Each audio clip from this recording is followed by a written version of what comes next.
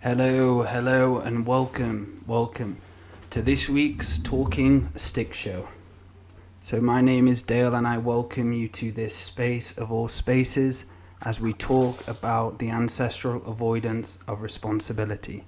What are you avoiding? So firstly, I'd like to welcome our special host this afternoon or morning, wherever you are watching this. We welcome Laura Massey. Hello, sister. Hi, bro. Hi, Dale. Hi, everybody. Great to be on again, and what a great topic. And great to have you on, sister, again. Thank you. And we have Lily. Hello, Lily. Hi, I'm really happy to be here. I'm really excited to talk around this subject. It's a really great one. Great to have you on, sister. And we have Jennifer. Hello, Jennifer. Hi, everybody. Very honored to be here and to be invited to talk about this. It's great. And we have Mary. Hello, Mary. Hello, everybody. Great to be here. Sorry about Adumra, just with something wrong with it on my laptop, but you'll all hear me anyway, so that's the main thing. Great for you to be here, sister. So this show, we're going to be talking about the ancestors. We're going to be talking about the grandmothers, the grandfathers, and we're going to be talking about ancestral avoidance of responsibility and what does that mean for us. So just a little bit of backstory before we fully begin. So I was in an Aya journey, a grandmother journey, a few weeks ago, and one of my first medicine journeys. As soon as I took the brew, drank it, the medicine, straight away the grandmother said to me that we're going to show you your ancestral avoidance of responsibility. And they kept telling me it and saying it, and I was like all the way through them, they just kept saying it. And the first time was basically I was shown loads of different things in my life and how karma attached to so many things, how ancestral karma attached to so many things. So I was seeing an example would be I was seeing my children on the phones, on the iPads or on the TV, and they were showing me that this is not about the remembering, this is forgetting us and so on. And I was showing all different aspects to me where I was avoiding my own ancestral karmic responsibility by not bringing this remembering frequency through, not being the peacekeeper, not being the peacemaker. So they were going through all different aspects of my life, and I was seeing my programs at play. I was seeing all different weird programs coming into me, and all these programs was ancestral karma. And it was where I wasn't being responsible for my own awareness. I wasn't being responsible for doing my inner work in certain areas of my life. So this is the inspiration from my medicine journey and from my journey in the grandmother land, seeing the grandmothers, speaking to them. And we've got great grandmothers here as well. We have Laura, Mary, Jen and Lily. What a show we're in for today. So Laura, do you want to take us, start us? Where do we want to go with this show? Thanks, Dale. It is so easy in this day and age to get distracted. And I know that myself. And really, when you're on this journey and you make a choice to do this journey, it is your responsibility to watch out for those distractions. We're here now with our feet on this earth to bring in to iron out some of the karmas, aren't we, that we've carried forward from our ancestors. And we sort of owe it to them, the good, true and beautiful ancestors, because they came before and paved the way for us to do this work. So those of us who are ready and willing and want to step up and do their great work, then we really need to get out there, not be hiding, to actually go out there and do it and walk our talk and give the ancestors, I always use the words relevance now, but because they have been here and been doing their great work and setting things up for us, I feel it is really a responsibility. Once we have that level of awareness, it really is a responsibility to step up and do it. And it is hard. It is tough. There's people who are trying to do it who are in survival. We have busy lives and families and so on, but it can be done. And the thing about it is, once you do make that decision to do that, you do get help from the unseen. You do get help from the grandmothers. And when you're on that celestial medium path, and you're calling in your grandmothers and your peacemakers and peacekeepers. There is some incredible support there, and you're co-creating with them, so we can get these energies of the fifth world of peace. So we can set up lodges, dreamtime lodges for peacemakers and peacekeepers, and do this great work that they set out. They set out the path for us, and I think it is our responsibility to do that. I mean, that's just the tip of it, Dale. Beautifully put, for where sister. I can see it, yeah. And that's it, that connection to that we have a responsibility to remember them. We have a responsibility to pass the teachings down to the future generation. We have to sing the songs of remembering again. So long the grandmothers and the ancestors have been forgotten in so many different ways and aspects in our life, and this can appear in even the irrelevance of phones and technology and so on, that we're so de-evolved with the ancestors. And what I felt as they were communicating to me was all they want to do is be remembered, and there's a path to forgetting, there's a path to remembered, and they were showing me every single bit of my life where they were forgotten. And it was quite sad at one point. There was an area where my bedtime routine, I say a prayer, but I wasn't doing enough dream work to link them, the children's, to the grandmother bridge to allow them to go dream with them. And they were showing me this. They were like, the kids have got too much technology before bed. You need to separate them, get them off the technology earlier, tell them more stories, long stories, and allow their mind to disentangle, and say to them, I am now disentangling you from the TV, everything going on, and I'm allowing the grandmothers and setting up, I always say, a rainbow bridge. I like to visualize rainbow bridges over the heart as they go to sleep. And they were showing me, they were like, you've been forgetting for so long, and there are children. And I was like, my little ego mind was like, they're my kids though. And I was like, no, you're our children. All of you are our children. You're mine. I love you, and I love your children. We look after them. And they were like, we see everything. We fucking see everything. There's not one thing we do not see in your reality. And I was like, oh, it was a holy shit moment, but fucking really powerful medicine moment. So I'd like to bring Lily into this now. So what is your understanding of grandmothers? And let's get everyone's take of the ancestors and what they see them as. I think the interesting thing for me that's coming out when you're speaking is how, when people are not on that path of remembering yet, when you haven't taken that step to the other side, how do people make that first movement to the other side?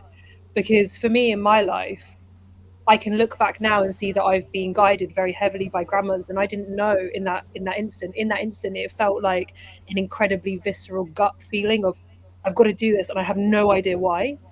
And every single one of those choices that I made, and every single one was, I'm petrified. I don't know if I can do this, but I know I have to for some reason that doesn't make sense now. Every one of those choices has brought me to the life that I'm in now, where I'm really aware of making these choices aligned with my ancestors and aligned with my highest power. But it took all of those choices in relative unawareness to get to this point of awareness. And I just find it interesting in asking you guys advice you would give people to start to be able to be aligned, start to be able to make those choices. Like for the first time, if someone's never spoken to their ancestor or doesn't know how to communicate, where do you even begin? And for me, I would just say, for me personally, it was a bodily experience of surety and clarity, and this very, very visceral need to move there, even though there was a lot of fear. I hope that makes sense. That makes perfect sense. And that's it. It's how to gauge to them. And something else I got from the medicine journey was, it's singing the songs of remembering is one of the most important. Telling the stories. They don't have to be very impactful stories, but they have to have a level of teachings of them in combined with love, and how much they are supported, because everyone here is a grandmother. Everyone at this show and everyone listening is a grandmother. A grandmother is love. Grandmother is a love teaching. It's an expression. And then you go into the grandfather teaching, which is more of the teacher role, the grandfather. So again, who would like to answer that question? Lily was talking, what is the best way to start your connection to them? Jen, do you want to come in? When I started feeling the calling, the way it came to me, my my mother's mother, so my grandmother on my maternal side, had passed a few years before then. And I took a class on learning how to read the Akashic records, and every time I would open them, I would feel her hand on my shoulder. And so that really gave me like a soft connection back to my lineage. And what she told me to focus on first was understanding the alignment of the earth and the sun. So pay attention to where the sun rises as the season goes and where it comes back. And like that orientation really helped me place myself in the universe. And that was really expansive to see like how small I am and how big I am at the same time. Beautiful, Jen. Oh, Beautiful. that's beautiful. Mm.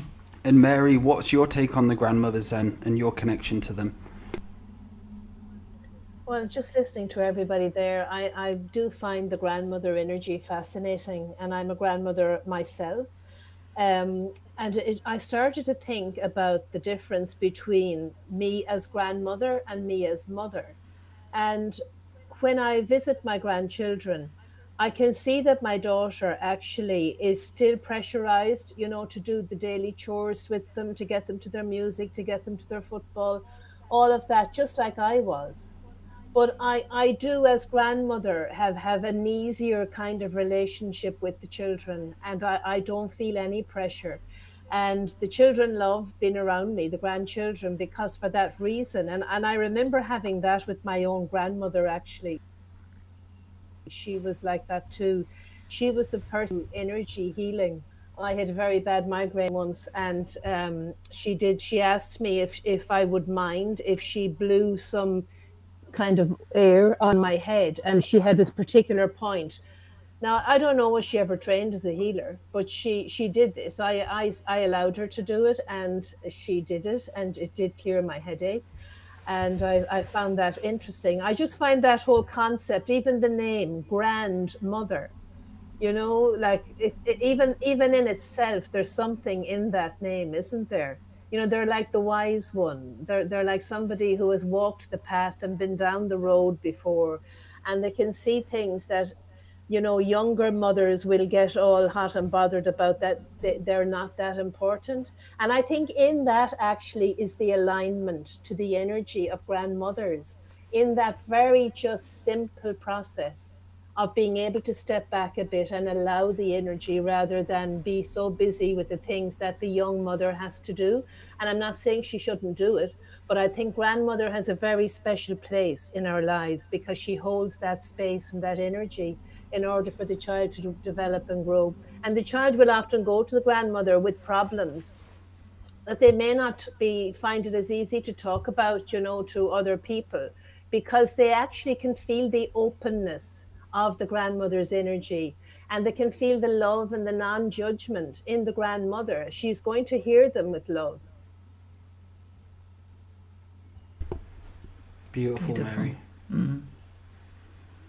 And so, Laura, where do you want to go from here with the grandmother, Mary, as well? Just something to add, that it's funny how they call them the grandmother, isn't it, when you're closest to being a grandmother? In not a bad way, but it's like you call that title of grandmother because you've gone through that set of experience of knowingness about the road of the red walker, about the journeys you had as a child or the errors you had in time, where you've led into this person where you're towards the end part of your life, but you have the wisdom, you gain that knowingness of being a great grandmother and having that experience to pass on to the children, pass on the stories and so on.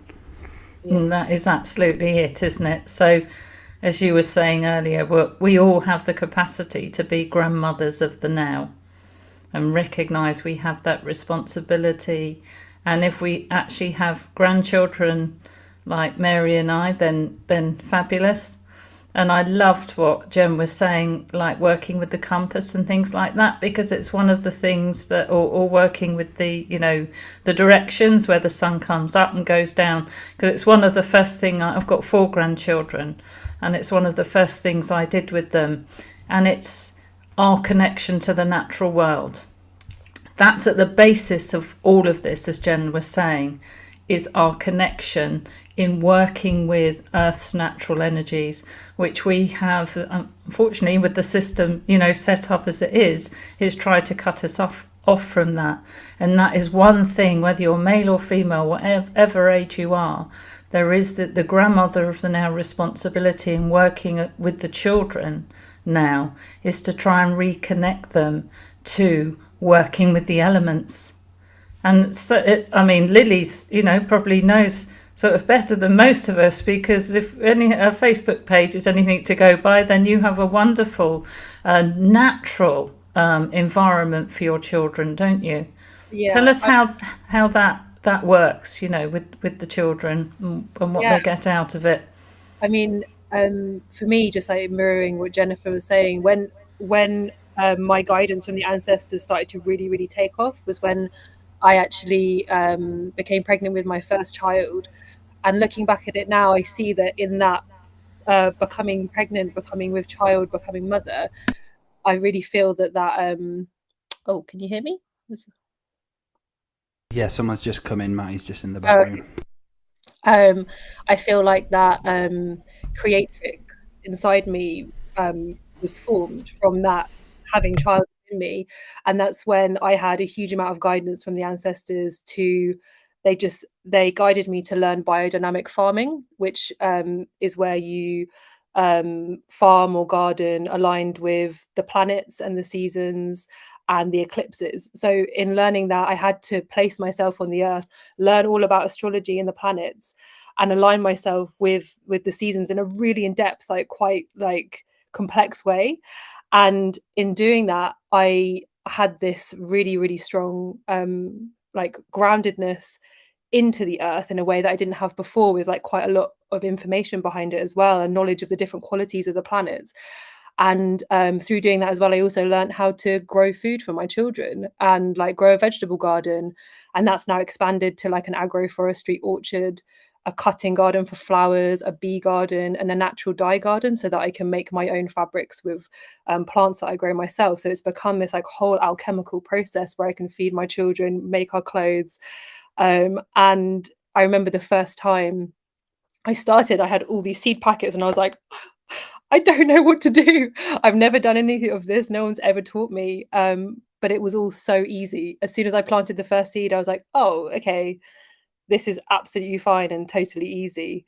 And then watching my children grow up in the gardens that I've planted, I sit there watching them eating from the vegetable patch and playing with the flowers, and I just want to weep because it's so beautiful. I can't imagine any more beauty. I can't imagine it. Incredible, sister. And that's it. Yeah, it's beautiful. that link to the land and about understanding karma. And everyone here has their own karma, their own ancestral karma, and making it aware that we need to hold this peacekeeper and peacemaker frequency, because there are ancient karmas out there of war. There are ancient karmas of people battling, and see if you have a region like I lived in Harrogate, there was a lot of ancestral karma there, and the people I worked with, there was ancestral karma interfering with events and stuff I was aware of. But for me, it was about understanding that I have to be the peacekeeper in this situation. And I then looked at the Talking Stick show, and even this show is a resolver of karma. The show is dedicated to resolving people's karmas together. So we all come together and we're in this peace frequency, we're sharing this experience together, and we're emanating peace out, that we can all come together, we can all heal, we don't have to judge each other, no one's on higher or lower than each other, everyone has their own say. And it's so beautiful to be aware of that, of how being a peaceful person can be such an honouring to the ancestors, because it's our responsibility to be peaceful. That's the truth of it. It's our responsibility to forgive, let go, not have war. Obviously, we don't let those idiots in our life and allow them to come in and just say, yeah, I forgive you, come into my life. There has to be some sort of, obviously, boundaries. But in the sense, forgiveness is one of the most important things.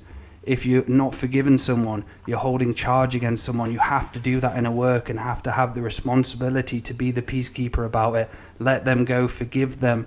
And you're potentially going to heal thousands or millions of years of karma from doing that, or a lifetime karma you've had against each other over and over again, and you've just flipped the frequency on it and gone, aha, motherfucker, I forgive you. And it was that easy for me to find resolve of being peaceful in this lifetime again. And we all have those moments, don't we, of people who create charge within us. And it's like, there's the ancestral responsibility coming in again. I have to do my work on this now. There's a flip side to that as well, which is that resolution is a choice. So karma is a choice. I realised this recently when I was in a job that I was in, and I realised I was having lovely experiences with people that were resolution, but it was a choice. I didn't need to be in it. So I didn't actually need to be in resolution. It was a choice to go into it. So you've got karmas and dharmas. And yet sometimes it's good to resolve, good to have this process going, but sometimes you don't actually need to do it. You need to be creating dharmas instead of karmas, instead of resolving karmas. But there are those that come up that we need in our soul's journey. And they're the obvious ones, aren't they? They're the ancestral balancing and resolution. We're just talking about that today. That's it, man. I think. Go ahead, Laura. Sorry, I was just going to say, I like that as well, because sometimes when you're not focusing on the karma and you're focusing on your dharmic journey, you're actually naturally out creating the karma anyway. So I do agree with Maty that is a great way of doing it.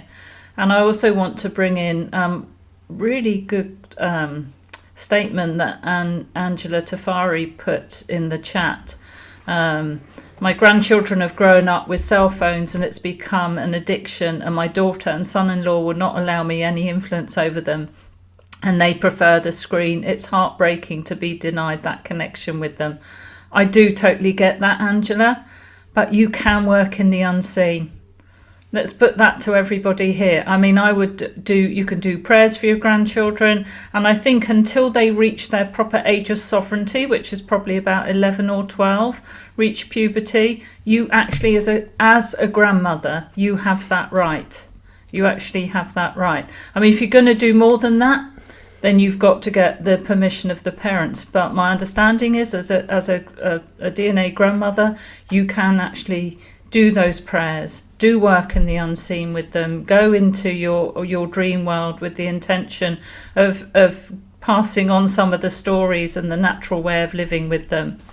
What's the view of people here? Exactly that. And the best thing you can do for them is show them unconditional love. As long as they have at least somebody in their life that's showing them unconditional love. You can't step on your children's journey and parent for them. That's their lesson, their karmas, their dharmas.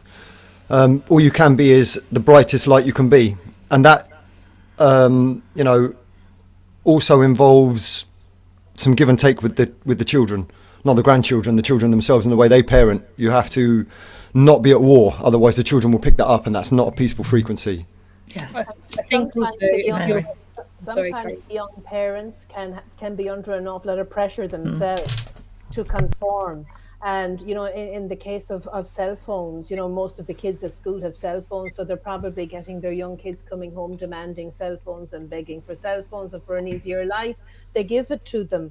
And I suppose it's just to understand that the pressures that those young parents are under, and to allow a little bit of space for them to evolve a little bit, and that you can always point out what you see as the damage that's being done by the cell phones, by the screens, and they're not all bad. They're very educational too. So they do offer a lot of educational. The old libraries are gone now. You can have everything on Google at the tip of a finger.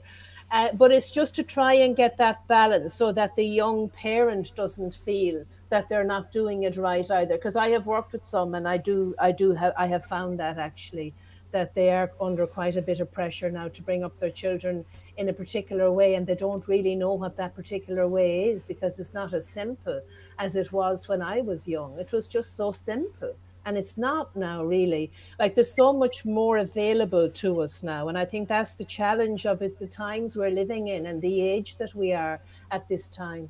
We have so much available, and that provides its own challenge, Can we have everything? I think we can, but I think we can use it in balance and with wisdom. And I think that's where the grandmother's voice comes in. And for the young parent as well as the young children, as the grandchildren, just to offer that little bit of space and see what happens. Beautiful, Mary. And that's it. It's being responsible, allowing them to still go on the iPad, still go on the games, but you have to have responsibility in how much time they have, the separation between when they go to sleep. And one of the things the grandmother showed me was the children. I looked into every single one of their dreams. They were showing me what the dream world looks like in Heath's, Marley, and a lot of them were the games or the thing, you know, the YouTubers they were watching. And they were just, as they were showing me the dream worlds, they were saying, forgetting. This is what's making us being forgotten. And then I realized that I have to have responsibility before bed to read a story to them. And I sing now. I sing love frequency to them, and I sing grandmother songs. So my responsibility to them is not to allow them to go and dream this negative dream, the false dream grids and so on. My responsibility as a father is to allow them to dream with the grandmothers, the ancestors, the aurora borealis and so on. So I was quite like, oh fuck, I need to sort my shit out a little bit. so now I go up and I spend time with them. I spend 15 minutes, an hour before, just sat down talking to them, looking at them, loving them, just allowing a loving energy to surround them. And as I speak and say my prayers, I go, I just allow you all to be surrounded with my love because I love you and I want you to sleep with this love to protect you. And I could see all these little programs in me which were stopping me from doing it right before because of my father, because of my mama and so on. So yeah, really cool. Dale, too, preserving the innocence in the child. I know I was saying it on a previous show, that it's one of the real important roles of a parent to preserve the innocence in the child so they can see the goodness in the world.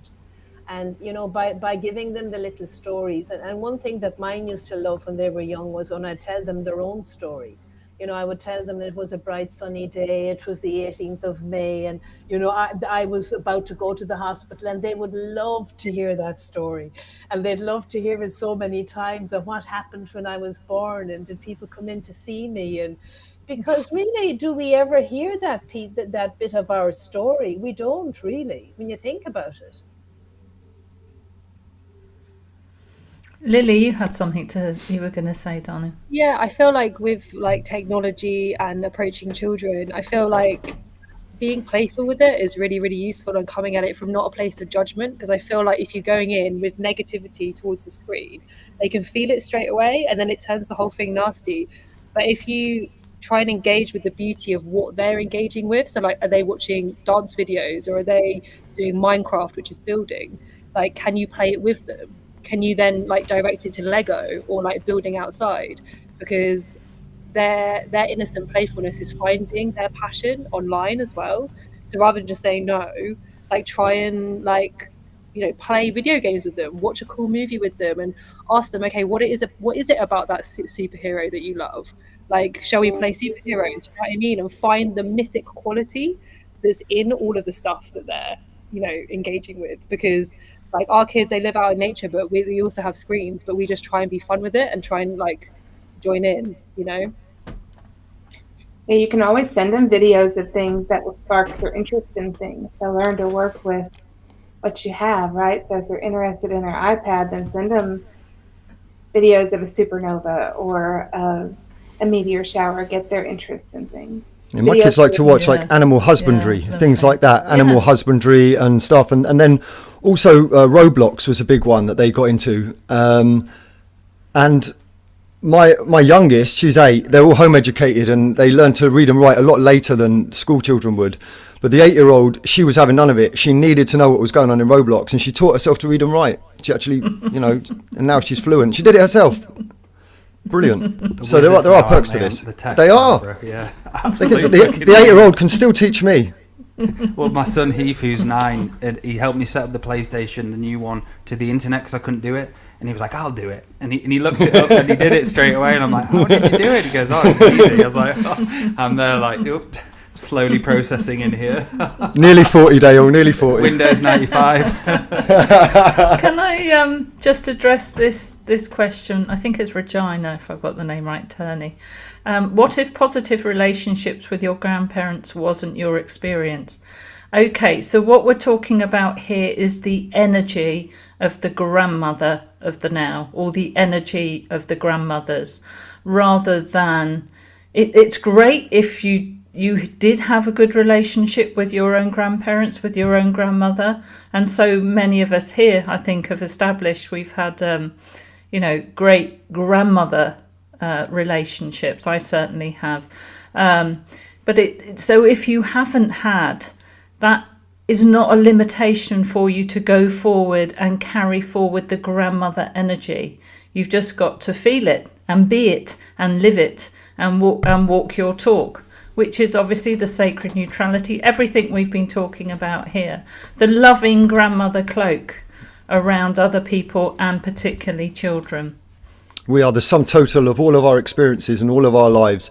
We all have the ability to tap into the grandmother experience if we want to. You know, even Dale and I, we can be the grandmother once in a while. And a side story to connect into that, Maty, was, so in the chat we've been having a lot of jokes about phalluses and penises and stuff. And in my ayahuasca journey, I had a womb. And I was there and I looked down and I had this huge womb, and they were like, yep, you've got a womb. And I was like, what? I've got a womb. Then I was cooking like a week ago, and I remember it was the first time where I looked down and I felt my womb. But it was a connection, a teaching for me that I am a grandmother as well. And for me, I take on so many programs about being the male, being the provider, all of these ancestral stuff coming at me. I forgot that I am a grandmother. I was emanating love and everything, but I forgot I am a grandmother as well. So as I make the food now, I see myself as a grandmother, like that pure love, because that's all what it fucking means. It just means love, the loving frequency of grandmother. That's all what it means. And the grandfather and the grandmother are the same, but they're different teachings in a way. Yep. So a lot of people get sidetracked. They think grandfathers and grandmothers are separate, but there's a connection. They're all the same, and we have the male and female within us. We have the teacher, we have the lover, and so on. Yeah, and I experience my womb when I'm doing readings. So it's not there all the time, but when I'm doing psychic work on people, it's there. It's the connection to great mystery as well, you know. Yeah. What? But it's that you know, that connection to great mystery, to great spirit. It's the womb of creation, you know. It's the infinite. So Mary, Jen, Lily, have you got anything else to add to that? If your relationships aren't positive with your grandparents? I had really polar examples for grandmothers. Like my mother's mother was so warm and just soft and sweet. She was just like an earth angel, right? And my dad's mom was just meaner than stink. She really was just very angry and bitter, and she liked to play people against each other. And I mean, I still loved her. She was my grandmother, but I loved her kind of from afar. But it was very polar examples. And even after her death, like she's still holding on to that resentment, like that's really holding her to the earth. And so I just send her love to heal that, and I look at it as an example for me, kind of for where I want to be and where I came from. And I think that there's an opportunity also for ancestral karmic resolution in having love for that person that didn't exactly reflect kindness back to you, but just to send them, to use that as an example to overcome that friction and just have love. Because if you don't, then it can become ancestral haunting. Mm-hmm. Yeah, I would agree with that too, Jennifer. And I think, as Laura was saying earlier, you know, whatever the relationship was that we experienced with our grandmothers, that energy of grandmother is pure and it's neutral, and it's always there, you know. And as children, it's funny, I think as children we do see beyond a lot. We you know, as children, because we're so pure really, and we're not tainted so much yet by the world, we can actually see the difficulties sometimes that the grandmothers have, and we can see beyond it sometimes as well. I know I used to be able to see beyond some of the difficulties between my grandmother and my mother. And both of them used to tell me stories about each other, but I never said anything. I just kept it and I was very young and I knew that I shouldn't say anything. But to be honest, I loved them both, and it didn't lessen the love that I had for them at all, because I could just see. So I think that we need to realize that children actually do have a lot of vision that we mightn't just sort of be aware of, but they actually do. And a lot of understanding as well. And forgiveness. And forgiveness, yes. In oodle buckets. Yes. And it's always like when they cry, they cry a lot, but it's out of them now and they've got rid of it. And like a lot of adults where they suck it up and it just becomes emotional baggage and just gets stuck in the outer aura or in the skin and so on. Well, Spiritual hemorrhoids. The journey through life is that you probably pick up so much. It's you know, your energy waves maybe gets clogged and blocked through time. And the beautiful thing about the children, I mean, my children, I've been going through much the same journey as Dale right now. It's like, where have I been so, you know, uptight in my masculine energy and in my own journey that I've missed a whole opportunity of unconditional love that's been around me the whole time. Not that I haven't been loving, but I haven't been fully accepting and expressing it. And I could see in their faces the moment that it changed, they responded it straight back to me. It's like they've been waiting and they're like, you know, right, Daddy, now let us teach you about new layers of love. You know, it's beautiful. And all they require is just the smallest amount of give. Someone mentioned forgiveness just now, and it might be slightly off topic, but Joyful has said, what about if the people you have to forgive are people that cursed you in another lifetime, that caused so much havoc in many, many different lifetimes? And I'll just say my piece here, Joyful. I would say, one, there's quite a lot of maybe charge and polarity in your actual question, and you can forgive them. It doesn't mean to say you don't do the work and you don't have boundaries and so on, but I think if you're not forgiving them, maybe it's that working for you, not forgiving them.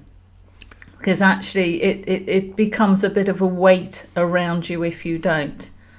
And that you can have some sort of, you've got judgment of what they did, fine, but use that, what they did, to propel you on your journey now by like forgiveness and moving forward and doing your work and your daily practices and so on to outcreate all that. We can outcreate so much with some very powerful, positive, let's say grandmother energy. We can use that for it, you know, call in the grandmothers. Here. And forgiveness doesn't mean that you agree with what they've done, said, or that you allow it. Forgiveness simply means that you're not allowing that charge and polarity into your field. You've managed to disable the charge within yourself because you can't move forward with that charge and polarity in you. You see, that's why you do the forgiveness. It's not to say it's okay, I love you, because how can you love somebody that doesn't show you that amount of love? It's not like that. It's a love of yourself first and foremost. I agree with that, Maty. Forgiveness is for yourself, and it's always about yourself. And whether you can forgive or not, like if somebody has cursed you in past lives or they have done some terrible things to you, no matter how much forgiveness you throw at that person, they're still going to have to work through what they've done. And actually, it's none of our business. The only thing that is our business is that we can forgive ourselves and them in that moment. And yes, I think forgiveness is such a huge topic and such an interesting topic, and it can be a difficult process.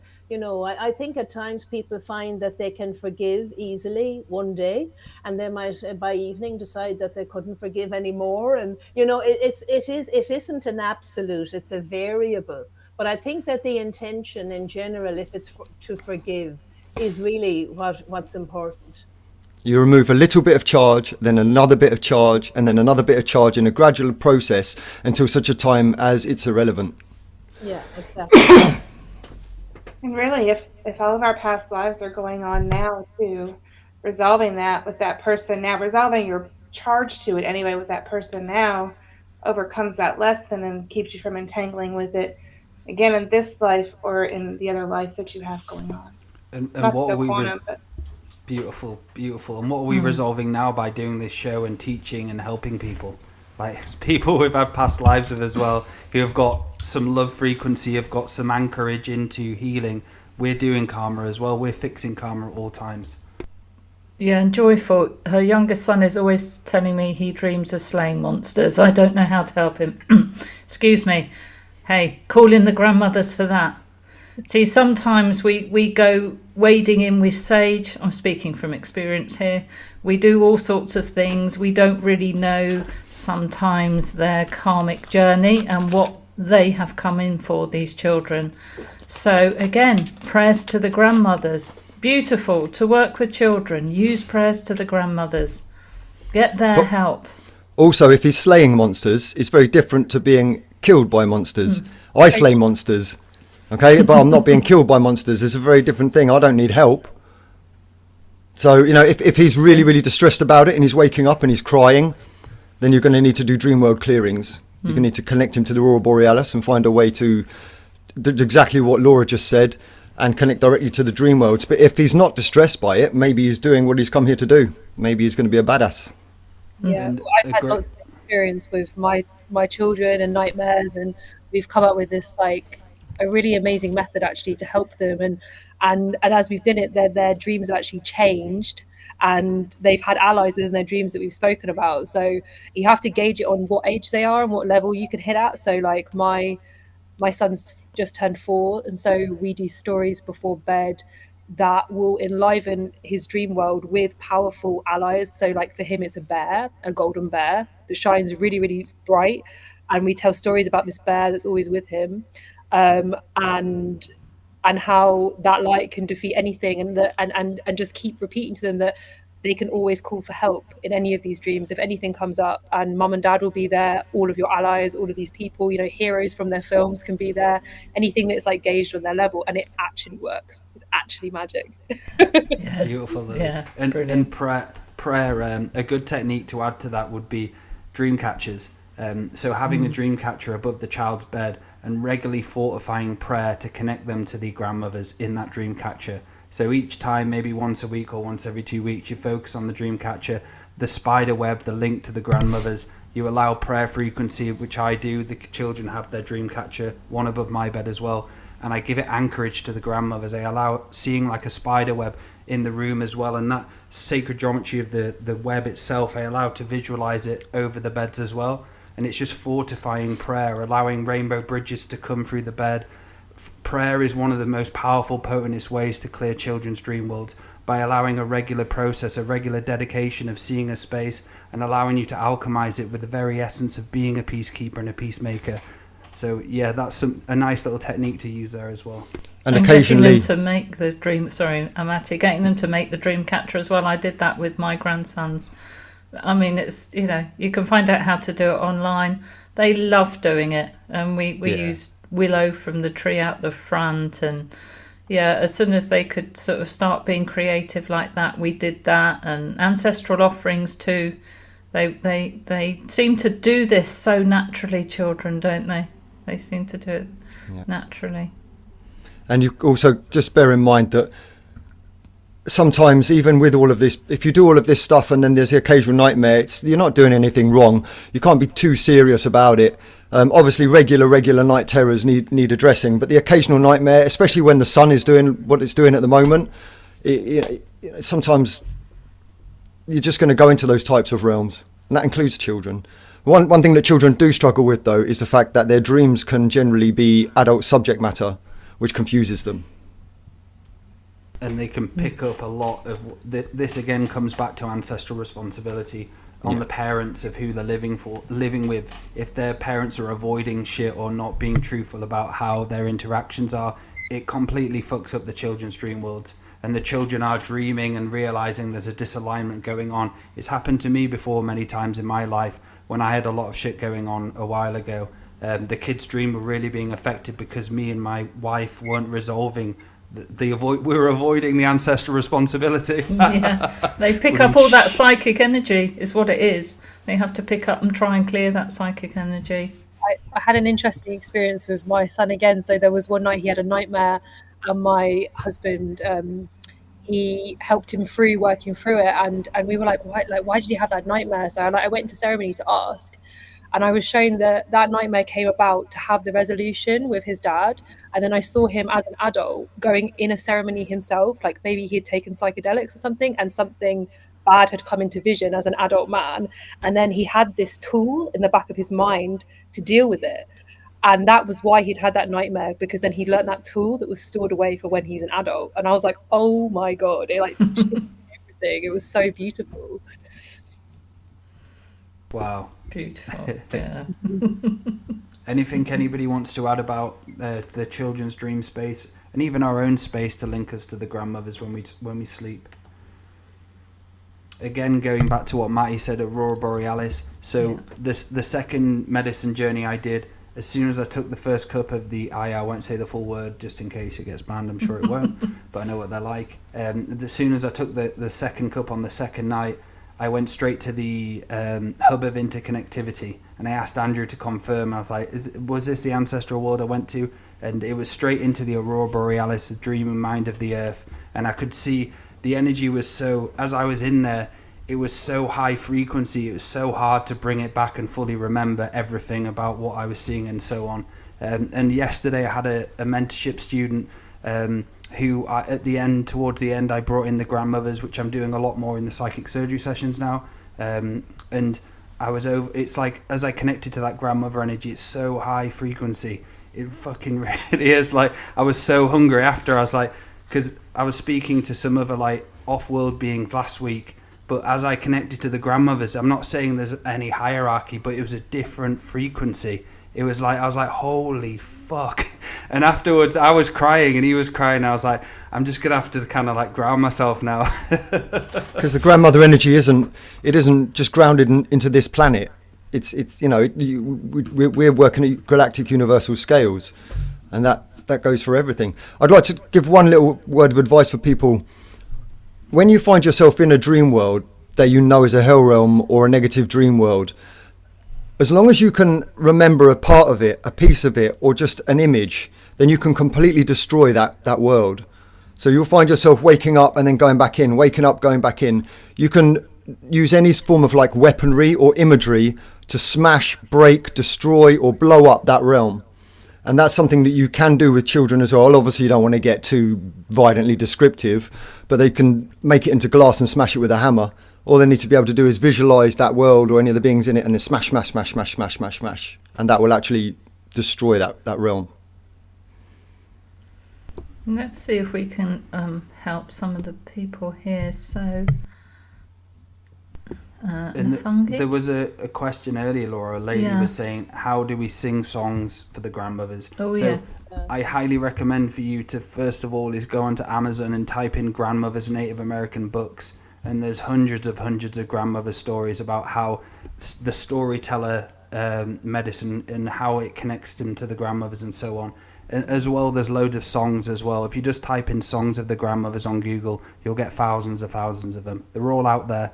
And you could even make some your own. Be creative in yourself. How can I sing a song which really resonates to me and my frequency and my relationship with the children? And I do that. I sing songs just out of a flow, where I'm talking about love, going over them with love, how much I love them, how much the world cares for them, and so forth. It's just all about trusting yourself, being responsible, and allowing yourself to expand through knowledge of researching and so on. And if you speak light languages, do a light language lullaby. It's beautiful. Even adults love light language lullabies.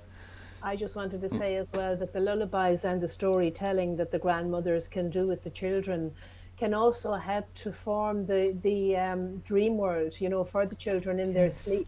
And it can actually create beauty in the dream world, because for the child, they still haven't the vocabulary to be able to describe what it is they're dreaming about, unless it's a monster. But if it's something else, the grandmother, through the storytelling and the singing, can actually enhance that for the child. And it's just something that grannies do without even realizing what they're doing, because it is quite profound, actually. That's why people do that, I think, with their children at bedtime. They always like to bring them down, relax their energy, read them a lovely little story, sing them a song. And there's more to that than just the story and the song. And I would make it funny too, make them laugh. Yes. Nothing diffuses the oogie boogies better than laughter. Yes. Yeah. They were laughing at me loads. Literally giggling their ass out about my psychic surgery stuff, and I was like asking them questions, and they were just literally taking the piss out of me as well. And they were like, just saying, you make us laugh when you do psychic surgery, where you start laughing because of some of the stuff you do. We're just like, how has a human being done this? And they all just laugh to each other like, look at this guy go. We're like, yes, motherfuckers. That's the best thing, isn't it? The laughter. Yes, yes. really, in that. So let's see. My daughter saw my mother in a dream and asked her for blessings, and she cursed her instead. I have been very disturbed since then. I'm not sure what to do about it. Nafunji Malene, sorry if I haven't said your name right. Prayer ritual ceremony. Anybody got anything to add to that? What was the question again? Sorry, Laurie. Find it so I can read it. Is somebody's daughter saw their grandmother in a dream and asked for help, and instead of help was cursed. Right. So again, that's ancestral cursing. Yeah. So it's you know, it's the same process, revocation, invocation, prayer, ceremony, all of those things, but not just random. You guide it, laser focus it on the issue at hand. So you can revoke any contracts that were agreed. You can go into that dream world, destroy that dream world. You can pray to the good and true ancestors and the grandmother spirits to come with you and help to remove this curse. Yes, I was going to say that earlier too, and Maty, about the dream world. That's something that, as in the grandmothers of the modern day, we can teach the grandchildren that. We can teach them how to change the ending to a dream. We can teach them how to, as Maty was saying there, in that case where the grandmother or the mother cursed the child, we have the power to change all of that in real time, if you want to call it that. So it's something we can pass on. Well, like for the modern day grandmothers, like my grandmother wouldn't know that or be aware of that, but we are. And get the child to get the child to make a soup with you, and put the contract revocations, invocations that you wrote into the soup, and then offer that to the ancestors. I mean, that's incredible, powerful alchemy. Yes, absolutely. Yeah, all put crystals around the bed. I know someone else was saying there, but Yeah, everything, all of it. Good old crystal, all of the practices that you know, and you can learn more. And this connects to it as well as inner work and having a schedule of doing inner work with different varieties, always being that peacekeeper, always clearing yourself. You have to be responsible for that stuff. And if you are one step into spirituality, it's hard to do that because you're kind of battling against yourself at all times. If you're one of those people who goes to a meditation once a month, comes out, listens to a show and so on, I'm not judging you, but I'm allowing yourself to see hindsight and foresight of how you can get yourself out of repetition and karma and curses is by having an inner work schedule where you have many varieties, regular ceremonies, regular purification of your life. You'll outcreate all that shit really easy, and you'll be able to laugh at it as well and go, how fucking easy was that? Yep. And there are people out there, Dale. There are people out there, aren't there, that are dealing with things like ghosts and low-level entities. I mean, even demons. Demons are a terrible, destructive thing to have in your house, in your home, or in your children. But ghosts and things like this, people that are allowing these types of energies to ruin their lives. And you know, Dale, it's like swatting a fly. The truth is, for someone who has that behind them, it's just like swatting a fly, yet you allow them to dwell in the home and ruin your life year upon year upon year. And it really does come down to practice. It's Absolute our lack practice. of understanding the unseen world as well. Very much isn't so. it? You know that. And so, how do we call in the grandmothers from Lillian? How would we call in the grandmothers? How would you do it, Jen? I would, with a child, I would try to make a game of it. And so, what do you want the story to look like? And write your own story about it. And then bring that to, make an altar outside, or bring it to something that belongs to women in that lineage. Make a puzzle out of it. Do something that would make it fun to remove the hurt feelings of that experience and change the narrative to something that has a positive outcome. Beautiful. Lily? I think for me it's really using your intuition and trust, like the unique quality of your own grandmothers and grandfathers, and then trusting the images and things that come to you in the moment and acting upon them, knowing that it will work, and that it's a layering process. So at the beginning it could feel overwhelming or daunting or like I don't know where to begin, but if you just trust yourself and ask the question, what do my grandmothers want today? And it could be a color or a food or a smell or an action or a dance, just do it and see what happens. And the results are miraculous. And that's really the beginning of working with your ancestors. I think is really like layering that trust quality, because that's all it is. They're working through you. Yeah, totally. They're there. Wherever you are, that's where they are. There is no separation other than in your own mind. Yes. Yeah. Mary? Yes, Maty has kind of said it there. I just think they are there, and I think it's actually being aware of their presence. And I don't know. I was going to say, I'm not sure that they need anything from me. I think I might need something more from them. And it's just to recognize that, and just they are there to help, but we do have to ask for it, because they're not going to interfere. Yeah, and you can do that in a myriad of different ways, whatever way you want to express yourself. I feel, whenever I feel the grandmothers, I feel like a shawl on my shoulders. It's like they'll come up and they'll lay a shawl, and then I feel that grandmother energy coming in. But it's different for everybody. Yeah, here's a different one. Look, if you do your family tree, so I'm really big on my DNA ancestry. I absolutely love it. So I can list a lot of my grandmothers by name simply by pulling them from my family tree. And I will take a list out to a big fire and call them all in by name. And I also did that when my mum was alive. I did purely the grandmother lineage from my mum. So, you know, me, my mum, my mum's mum, I kept it to that lineage. And we did some wonderful prayers together. And I was actually able to lay, my mum was quite elderly and in bed, and I was able to lay with my head on her womb, if you like. And that was in the spot that I was born on, because she lived in the house I was born in still. So that just created such beautiful, just amazing energy. And I think, remember also our DNA lineage ancestors by name too. You know, I know it's also an energy, but it just adds another layer. Doing your family tree is so important, I think. I do believe that they get as much from it as we do, and I think really believing that reciprocity helps. Because then if you feel like you're in equal exchange, then it becomes this like much more potent, really, really valuable experience. Yeah, I agree. It is absolutely that. It is an equal exchange. It's an equal co-creation, isn't it? As if they're here, because they are. And that expansion, as well as realizing the grandmothers are a collective as well. And that was something I went through in the grandmother journey. I was like, my dad, I was like, right, now I'm in this, I'm going to speak to my dad, I'm going to speak to my gran.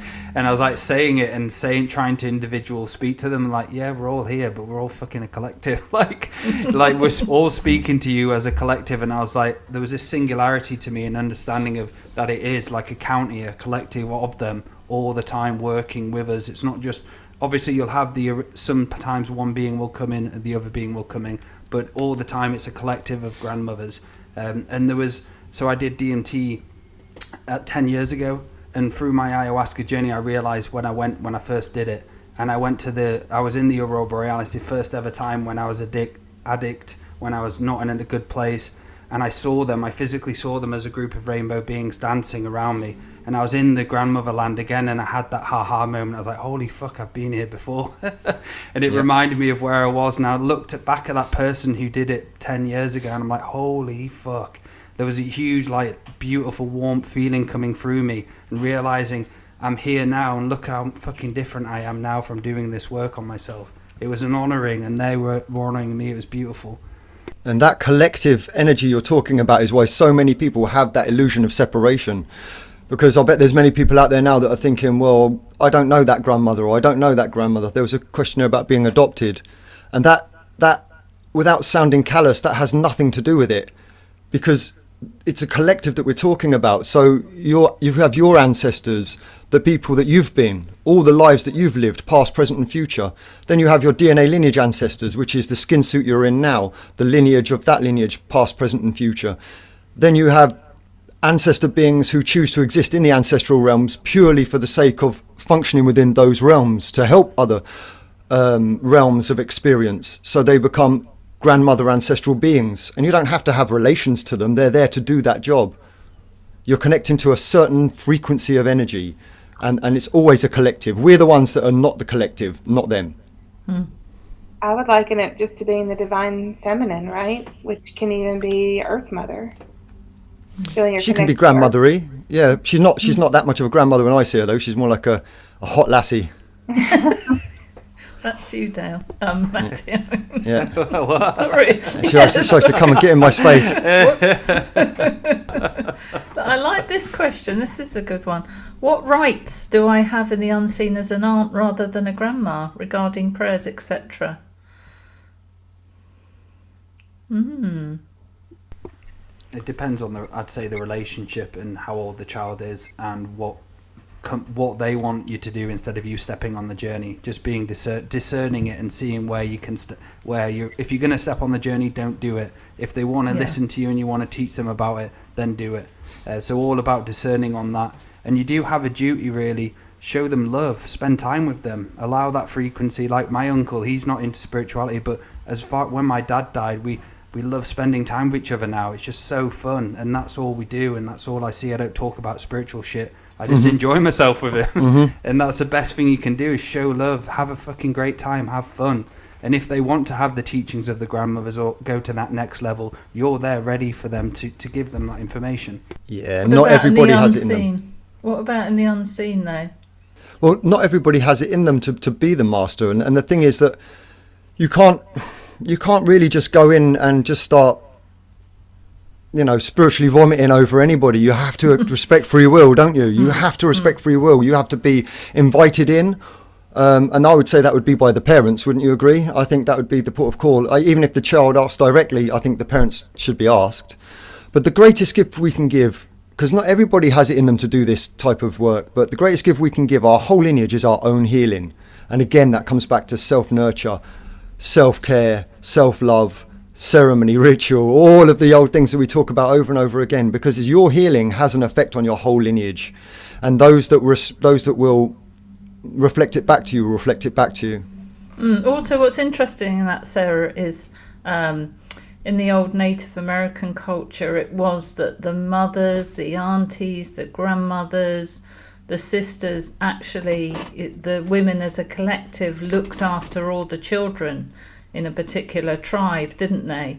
So I would say that relates very much to that. So if you can feel that energy when you're in the unseen, how maybe you would respond as an aunt to children, maybe as you would respond to all children, give them as much of their own free will and sovereignty as they can have. I know it's difficult when they're younger, and not tread on their journey and just go in. I think Andrew said to me once, as a gentle wind, and I thought that is absolutely beautiful.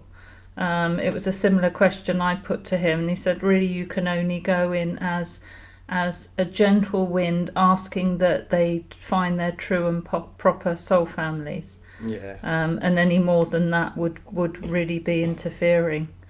So just holding the love, really, is what it is, isn't it? Yes.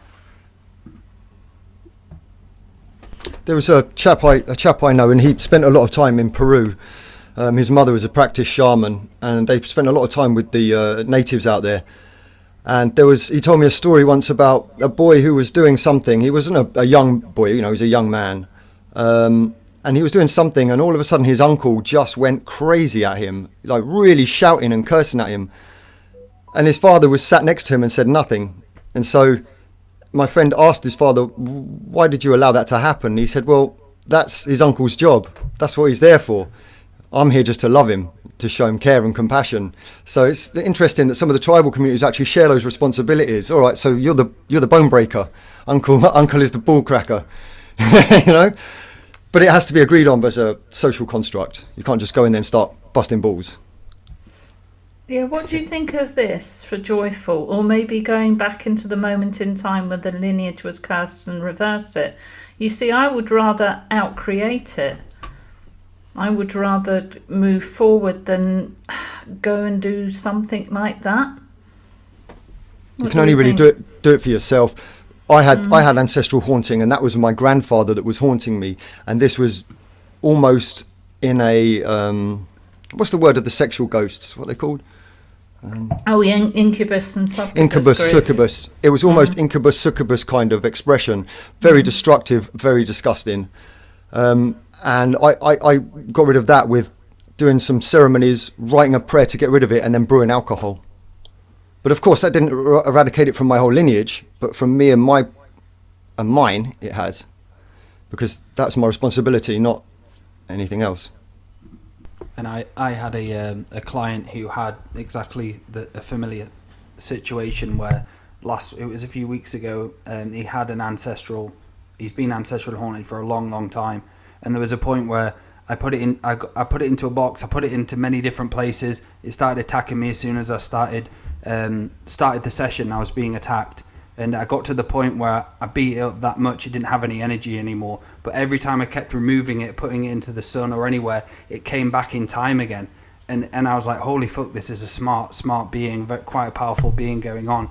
And I realized that it wasn't my job to remove this ancestral entity. He had to start doing the inner work, start being sovereign, start being the peacekeeper of his ancestral lineage. It wasn't me. And at the end, I'm thinking, oh, you've got to remove ghosts, you've got to remove demons. Sometimes you don't. Sometimes in psychic surgery and soul surgery, you're not meant to. They have to break it themselves. Obviously, I do remove stuff. I have had demons. I've de-haunted people left, right, and centre. But there are times where there'll be a marking where you're like, right, you need to learn sovereignty. You need to learn self-healing, self-nurturing.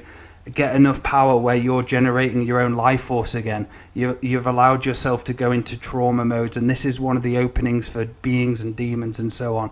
If you have trauma, what you've not dealt with, that's an open doorway into them through you. So you've got to fix your own shit. If you've had really depression in the past when you're 8, 9, 10, you've got to go back and fix that depression, because the more you fortify yourself, your reality, the more those fuckers can't get into you. And they're always waiting for an aspect to come in again. And I had a big teaching and a big ego death there where I couldn't resolve everything for them. And I spoke to Andrew after, and he said, it's not up to you to do that. He has to do it in his life. He's spiritually contracted to do it. And I was like, oh, thank God. Dale, you made him aware of it. You made him aware of it. Now it's his responsibility. Do you alchemize that shit or not? Yes, brother. I've had that several times in sessions too, where I'll identify something and I'll get told it's not yours to deal with. They need to deal with it themselves. And my observation so far is that it depends on the level of the awareness of the client. People that have no awareness of how to do anything their higher selves will allow more assistance, but people that really know what to do and just don't do it, then it's up to them to deal with. Having been on the receiving end of Dale telling me this is your sovereign path, you need to do this yourself, I can be living proof of, if you actually do the work and you actually start layering up, it's the making of you in your life. So I thank Dale for telling me that all that time ago. Then there was at one point where you fucking became the powerful grandmother you are, and I was just like, holy shit. I saw it first time when I connected to you, how fucking incredible and great and such a psychic you are, that you have such a seeing. You're able to see energy, see the other world, see the grandmother world so easily. Then it came to a point in time where you burst. It was like a burst of energy, and you were like, "Ha ho, motherfuckers!" And it's just like boom, and you were back, and all of these stuff what were entangled with you in karma wasn't able to touch you anymore. And that is proof of what the inner work and discipline, time, the amount of sessions we've had together. It must have been in the 20s, 30s or something. And it's you. I've helped you see what you can do. And that's my honor, sister. And for everyone out there, I'm not here to fix you, but I'm here to show you a way for you to fix yourself. Yeah. And I think for people who are just starting out and maybe have just been told this, it can seem daunting and overwhelming, but just start with the first thing. Just start with the first thing and then see how you feel, and you'll feel better. And then do the second thing and the third thing, and then it will just be like a torrent. So just begin, even if it is overwhelming. Yes. And it's not as much work as people seem to think. People think, oh, I've got years of this. No, it's like if you apply yourself for 6 months, properly apply yourself and do a number of disciplines. And it's like you're talking how much time it takes to cook a dinner, to cook a meal once a day, every day, maybe for 6 days a week or 5 days a week. That's all you need to put into it. And you'll be surprised after months of doing it, you'll be a completely different person. But most people are just procrastinating, or they take it to these little micro levels and then they're happy with their little, like we said today, Laura, their dollar store mystical experience, you know? Yeah, and they've got to find some joy in it too. I mean, it's got to be based on joy.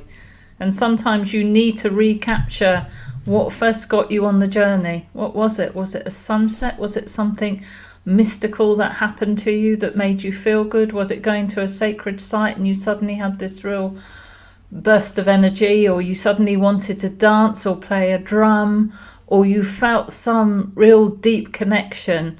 Go back to that. If you're losing your way on your journey, go back to how that felt. I have to do that now and again and recapture the absolute beauty and joy of the journey. We just need to remind ourselves sometimes. Beautifully put, Laura. And that reminded me of today with the revocations. I did some inner work in the morning, then I did it before the show, an hour before.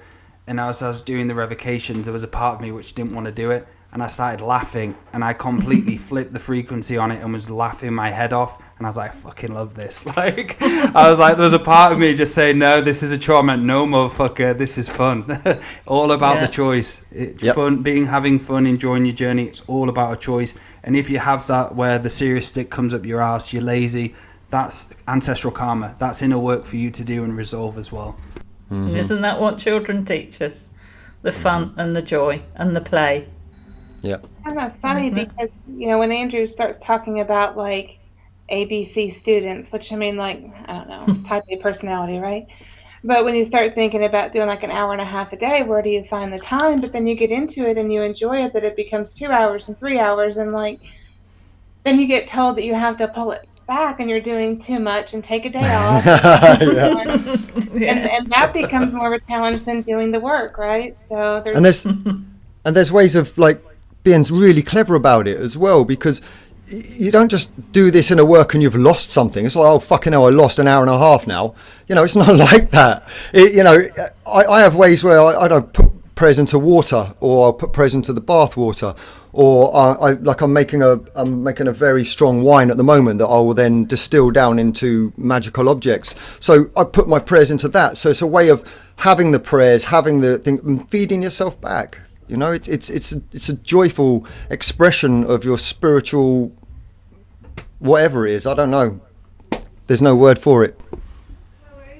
Beautiful, brother. Mary, did you want to say anything on that? Are you there? Yeah, I'm here. Oh, yes. good. I was just thinking there as you were all talking about, for me, the connection with nature. It's kind of where it all began with me. And as grandmothers, I think that, it's something that we can pass on to the children, how regulating nature is for a child, because it does regulate the energy. Like, nature actually interacts with us when we go out into it. And that's something to pass on to the younger generation. And I do think the children in general love nature anyway. But there's so much in nature actually right there at our fingertips that has, well, for me, that has always fed me. And I just have a lovely relationship with it. And for me, that's where I do my work. I can often walk on a beach and do a little shamanic journey. And I don't fall down or anything like that. I can just do a small little journey in my imagination. But the fact that I'm on the beach, listening to the sea, lapping on the shore, it just enhances it somehow, or in a wood or wherever. So it's just not to keep repeating myself, but it's just for me that in nature is just such a tool for me to connect. Oh yeah, absolutely, Beautiful, Mary. Yeah, it really is. Yeah. So, And example of inner work, Dale, for Lillian? I'll say journaling. yes, journaling. One of Everyone them. can give something here. Revocation, Yeah. trauma work, self-love, dancing, self-surgery, all sorts. You've got an infinite amount of things available to you at any moment, and an infinite amount of tools.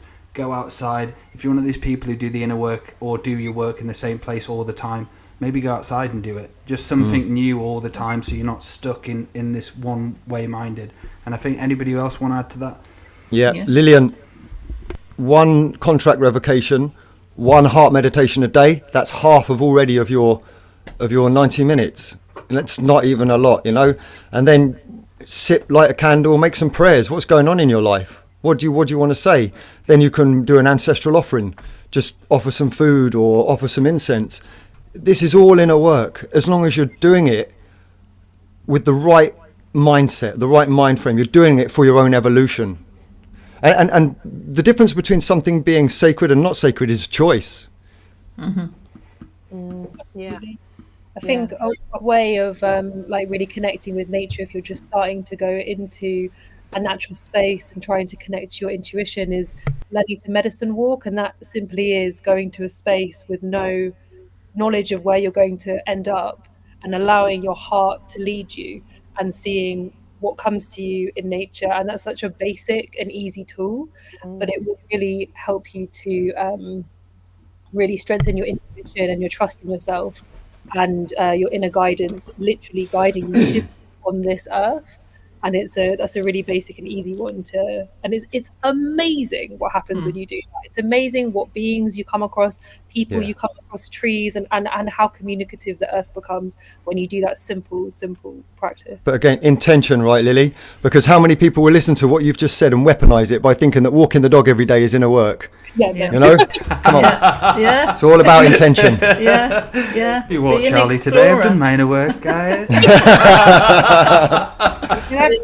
I looked at a tree. Hi, said hello. Brings me back to what I was saying when Lily was first talking about her farm. You know, I have to rebuild gardens at my new house, but at my old house, I had a big garden space: rose garden, herb garden, shamanic herb garden, vegetable garden. And just that act of planting a seed and having something grow out of it that would feed me, that co-creation with Earth Mother, like, opened me up in so many ways. And that was really impactful work for me. And that grew into seeing, like, with one seed that you plant for, like, a cucumber, vine, and it grows 50 cucumbers in that season. And every cucumber has, like, I don't know, 200 seeds in it. Like that infinite abundance that comes out of nature.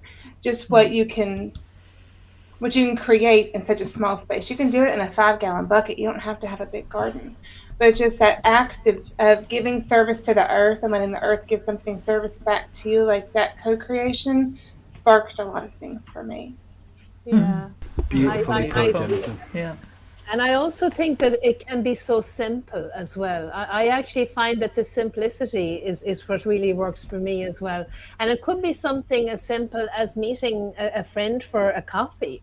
There's something about that. If I'm meeting somebody, that just, it's the connection, it's what happens, it's the setting, all of that. It can be really, really simple. So, like, for anybody trying to find a way of starting, you don't have to look for the difficult things to do. You can just look at where the simplicity is, and you'll find your connection there. Beautiful. And it's bringing sacred to the simple as well, isn't it? Yes. Sometimes you must be dynamic. Sometimes there's need for dynamic prayer and sometimes there is. Yeah, it's just if you're starting and you're kind of wondering, some of the people there are asking, how would you start, and could you give examples of what to do and all of that. So all that would relate to you, Sari, if I'm saying your name right, sorry.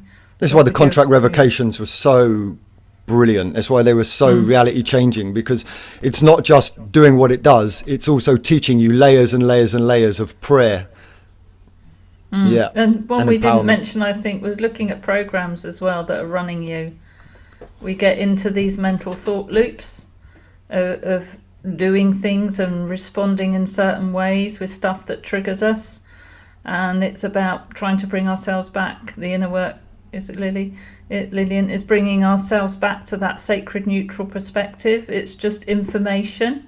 You don't have to act on it. You don't have to take sides. You don't have to do anything. It is just information. And it's bringing yourself back to that sacred neutral stance.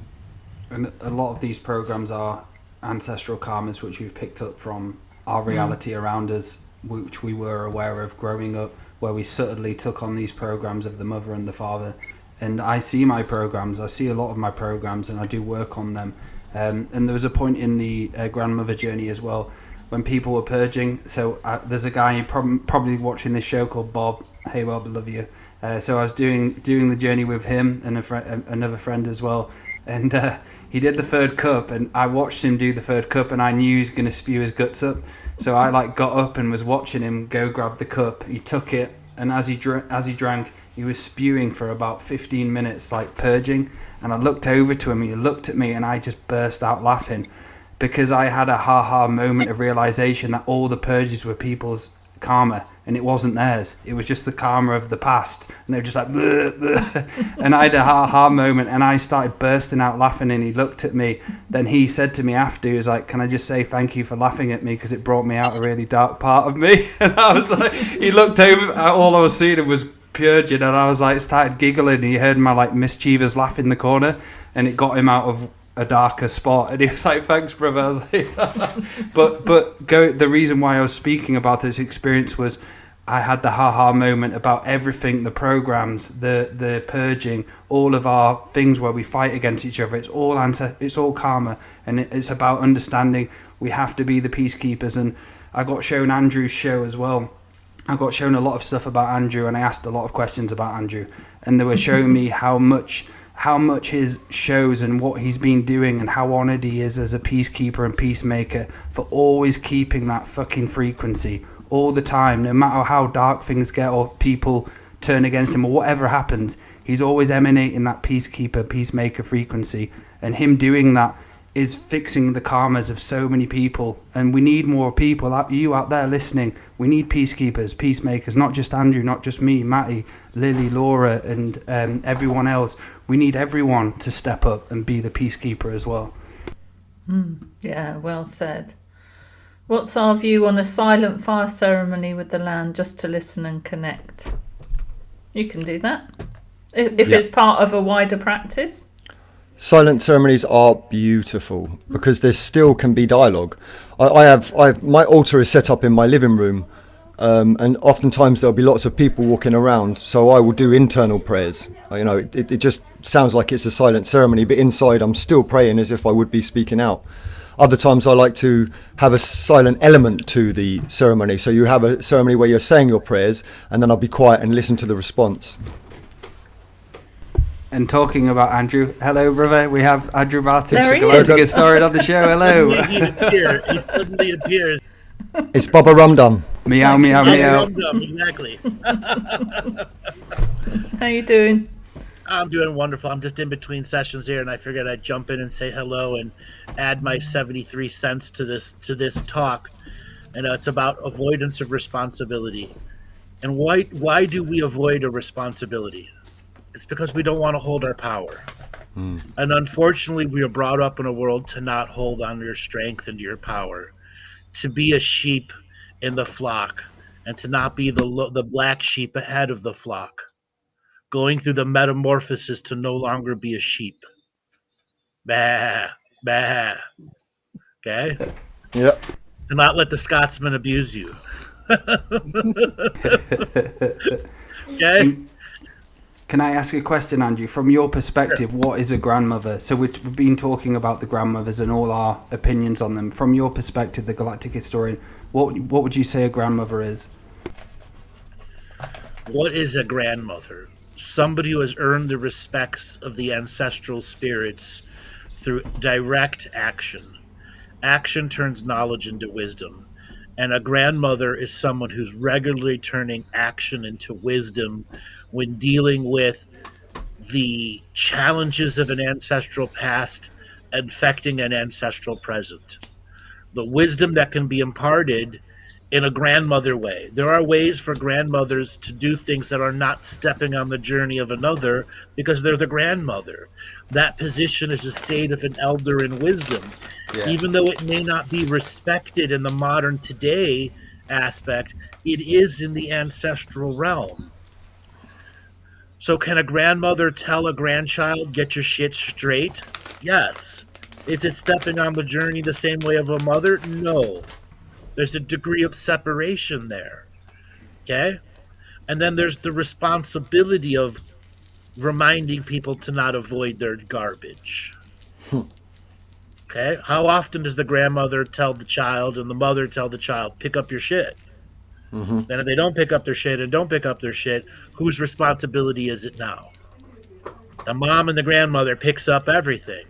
And after a while, the mom and the grandmother start taking on the ancestral responsibilities of those that are avoiding it. Mm-hmm. Until such a time they go, I have to give this back to you.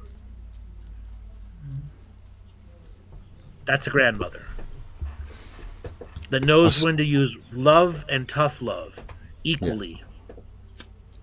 Yeah. Has anybody seen the video that's going around of a woman that's pretending to her mum that the kids are in the back when there's no one in the back of the car, and she starts telling the invisible kids off, and the mum thinks she's insane. The grandmother thinks she's insane, but then after a while the grandmother says, oh fuck it, and she gets out and starts telling these invisible kids off. It's brilliant. Just I might as well join her. I have not seen that one. Oh, look out for it. Yeah, it's brilliant. The invisible kids. Okay, we've all here avoided responsibility, right? Yeah. Oh yeah. God, yeah. Yeah. What's the hardest thing you've learned about avoiding responsibility? Ooh. It doesn't go away. Yeah, Jenny. It gets harder. The more you avoid it, the harder it gets. It always keeps replaying, and it's always been seen on all layers as well. Like when I first did the medicine journey, and the first thing on my first time was like, right, we're going to show you your ancestral avoidance of responsibility, Dale. We're going to go right into everything, and they were showing me all the kids' dream worlds and absolutely everything, and I was like, shit. Everything they can see all I'm doing at all times, and they were showing me so much shit, and I was like, holy fuck, look at this. I'm like, I've realized how much fucking avoidance I've got in certain areas of my life, and there was a ha moment within it, but like different programs I have from my mother and fathers, which have just been passed down, and it's like, it's you, the being of the now, who's responsible to do something about this now. And we went back to the peacekeeper and peacemaker, Andrew, and we've been talking about that on the show and how important that marker stone in time is to resonate that frequency, because it's allowing everyone and resolving karmas on much deeper layers between ancestors and ancient war karmas and so on. So this topic is really inspiring as well. We've gone into so many layers on this show already. And the last thing you want is forced evolution, because if you avoid a responsibility for long enough, there will be a forced evolution, and that can be a bitch. Yep. Yeah. So what is our responsibility to the peacekeeper and peacemaker as an energy? To emanate the potentials of peace on all levels. And not emulate, not pretend it. Yeah. It's that inner responsibility, isn't it? You must have your own responsibility first and foremost, and your own inner peace. Strive to that inner peace, and it will reflect the outer world. You will begin to emanate that, because you can't be a peaceful being if you're at war with yourself. And that momentum of being a peacekeeper, like this show and the shows you've done, Andrew, it's having that momentum of always fulfilling, being that marker stone of emanating that peace to the future generation, that there's a way out of all of this shit. And the stuff you've done in the past, Andrew, and this is stuff I had in my journey. I was asking questions about Andrew. I was asking a lot of questions, and they were just showing me the marker stone about time of how you've kept that peacemaker, peacekeeper frequency in the up and down times of life, when shit was going on in the world, when we had the COVID or whatever we had. You were emanating and continuing on, allowing people to have anchorage into the remembering again, where they're seeing us doing these shows of remembering and being peacekeepers, and that everyone has a say around our fire. Everyone has a space if they want to come and have this space. And also, isn't it, with marker stones, am I right in saying, Andrew, that they actually open portals to allow more ancestral energy through? That's why they're marker stones. It's a place that opens up to the infinite potentials. So Dale, when you were asking questions about me, I'm curious. Okay, what were some of the other things that you saw as a visionary process through the medicine? I'd say it would be about you coming into my life as a peacekeeper, and I was showing the frequency you were creating and the communities you were creating and the emanation you were creating on a bigger scale. And they were showing me not just the scale of that here in this small, but the macro scale of everything, and the amount of karmas you've resolved and in your own karmas have resolved from doing what you're doing. So I was like seeing it on a small scale, then I was like going out and seeing it on wider scales, and they were like the Talking Stick show again, huge ancestral karmic balancer, having people on the shows, and even me helping people go into a peaceful frequency where they can have a portal back to healing again. That's me resolving karma as well. So I was seeing it on many different scales upon scales. Then I was showing in the areas of my life, the children that were showing me where I've been avoiding stuff within their dreams, or I've been not, I'd say, forgetting. There's been a lot of forgetting going on with me and the children and them remembering. So I'm having to now is like before bed, I do like an hour of story. I start singing to them. I start talking more about the grandmothers. And I looked at that and I got quite upset seeing it, because I was like, shit, like how have I not seen this? That I've really avoided it. Yes, there we go. So I was like, they were like, motherfucker, we see everything. They were showing me fucking everything. They were like, we see fucking everything, what you're not avoiding. And we're all like, here you go. Can you see this? So I was like, fucking hell, I've been seen on all levels. Now, that journey of being seen on all levels started with me at a very young age. And I had to learn to just accept it as not intrusive.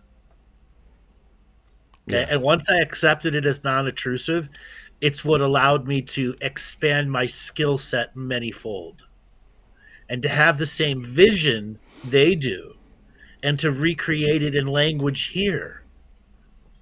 And by doing that's how they're supporting me, because they know it's the language here, the colloquial now we are creating now, that absolutely affects the future generations. Yeah. And each and every time we are able to maintain that peacekeeper and peacemaker energy out of the emanation and not emulation, we begin to create that expanded, wide resolution you were just talking about. And coming to work with you guys and then saying, set up the show, put it on the links, broadcast it to the whole thing. We're sharing everyone's frequency here, and that's beauty for me. Mm-hmm. And to see, Laura and Maty put out the prayer products and expand that. It's my children growing up. Yeah. Yeah. Yeah. Has anybody got any questions while we have Andrew on about the grandmothers or any of the topics we're talking about today? Yeah, because I can only stay about a half hour. Well, one thing I've noticed, Andrew, with you getting to see behind the scenes, is that much like Bruce Lee taught, you are the master of fighting without fighting. I'm very much a fighter, and I've noticed that you do it without actually getting involved in an altercation. You allow people to fight themselves or to expose themselves without and all you've done is used peace. You used peace, and it's an incredible concept. How do you use peace to win a fight? Well, Andrew knows how to do it. Exactly. How do you use peace to win a fight?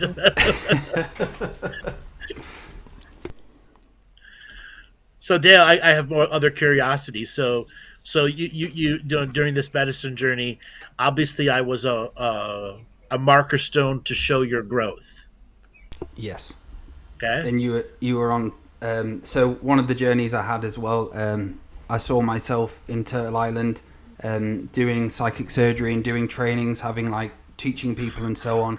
And a lot of you were there as well, and Andrew was there as a ceremonial leader, teaching people about timelines and different realities and so on. So there was all a big connection about how can we anchor this Turtle Island energy again, and how we're all, I'm not saying let's be Turtle Island, let's bring it back and so on, but I felt like it was the essence of having a community of peacekeepers and peacemakers and making this stand throughout time of emanating, being here, doing these shows, allowing us to learn ceremonial skills together, learn from each other, but not in a competitional way, not in a hierarchical order way. And they were showing me areas of psychic surgery where I need to be more responsible about bringing in the grandmothers and giving people connection to them again, because that's all they want. They want to be remembered. And there was like a very overwhelming love of how much they loved me. And I was like, even the children, I was like, well, my brain was like, well, they're my children, but they were like, no, you're our children. You're the child. Like, I was like there thinking I'm the father, like, oh, they're my kids. Like, no, love, you're our children. We're all your children. We're all children to each other, and so on. So there was like a bit of an ego death there with me, but an overwhelming knowingness of how much they loved me. And that the place I went to, Andrew, and you confirmed, well, you told me what it was a hub of interconnectivity. And the frequency and the high energy it was it's quite hard to put it into, bring it back and start writing a lot about it. It was such high frequency what I was seeing. Could you talk a little bit more about the hub of interconnectivity, Andrew? All right, so the hub of interconnectivity is a place that I earned to be in. Earned and learned and relearned and earned and relearned over and over again about the responsibility of being in that place and to not come from it in a non-neutral state. It's very easy to enter the hub of interconnectivity with non-neutrality, polarity, and charge, but it'll send you on mind trails that never get resolved. Hub of interconnectivity from a sacred place of neutrality, emanating the peacekeeper and peacemaker, and you've earned a spot in the North Pole and earned a spot in the South Pole, learned and relearned why you've earned those spots. You allowed access to the 10,000 past generations and the 10,000 future generations. That is the hub of interconnectivity. 10,000 past generation goes 3 million years into the past and 3 million years into the future. The grand cycle of karma coming to resolution here. What's ended 3 million years ago ends today. What ends today ends 3 million years in the future. And there are many karmas that go 3 million years in the future. And it's the nature of the Galactic Ascension machine to no longer have karmas that go to 3 million years in the future. To limit it to 10, 12, 15 years, or in the state we're at now, many of these karmas that were 1 million or 2 million years into the future are now but a handful of days in the future. And those few affected by those million-year-old future karmas are beginning to realize they're going through an uncreational event. And many of them are coming back here to discover why. So that they understand that the changes their world will go through is just as important as the changes that this world goes through. And that the peacekeeper and peacemaker energy is what's grounding and harvesting the goodwill that is required to be in that hub of internet connectivity, and to say that all the future incarnators and post-incarnators, we must make a change out of a unique form of peace. So is this the alternate timelines, Andrew, that are shutting down? Like when you're talking about the... Coming to a natural karmic end is the better language. Okay. They no longer need to be that future. The infinite potentials has returned. And with the infinite potentials that return, those billion beings that are 3 million years in the future, they're quite advanced. And they realize they can go backwards and no longer have to experience that negative 3 million year timeline. Oh, that makes sense. But they will have unlearned all the wisdom from it. Because the peacekeeper and peacemaker frequency allows the possibilities of infinite potentials and learn and to retain what we've learned through the experience of infinite potentials. So even though it comes to a natural end, the wisdom learned is still not forgotten. It's wisdom earned and wisdom learned and wisdom earned. Yes. Interesting. So can you talk a little bit about the forgotten then, Andrew, because I had a lot in the journey itself about the remembered and the forgotten, and I know obviously the mandala effect and how that connects to it, because I did the mandala effect a lot of times, but after the journey I realized what it fully was about, and I was like, holy fuck. I was like so yep, there we go. Have we forgotten our future? Have we forgotten our past? Is it fair to say we are a race with amnesia? Yeah. How do we get out of amnesia? by remembering. So a person who doesn't remember their ancestral past or their ancestral future, and they begin to remember, that which is forgotten is remembered. That Yes. which is remembered is the state of owning one's power by to go through the remembering, which is the awakening to the grander position where all of our past, present, and future lives simultaneously existing in the infinite potentials, and we get to come back with everything we've learned and earned from those other timelines. And the Mandela effect is back to now.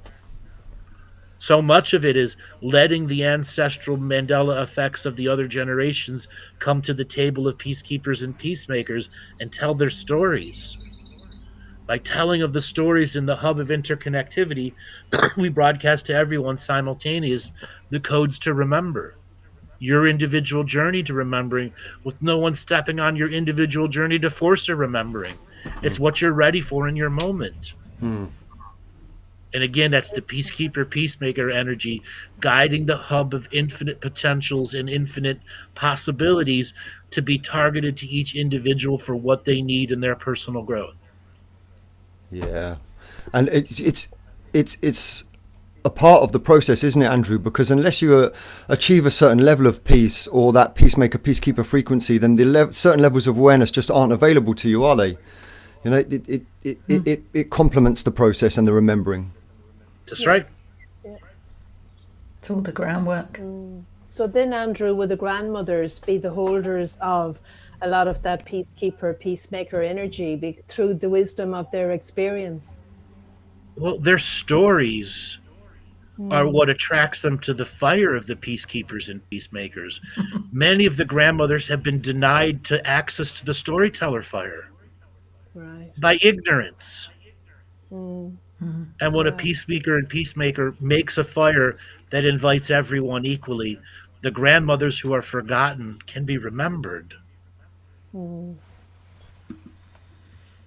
it's their stories that change the journey back to infinite potentials, because we've forgotten the grandmother's stories. Yes. That's why the grandmothers are so vital in this journey. They need the peacekeepers and peacemakers to step forward in the times of the now.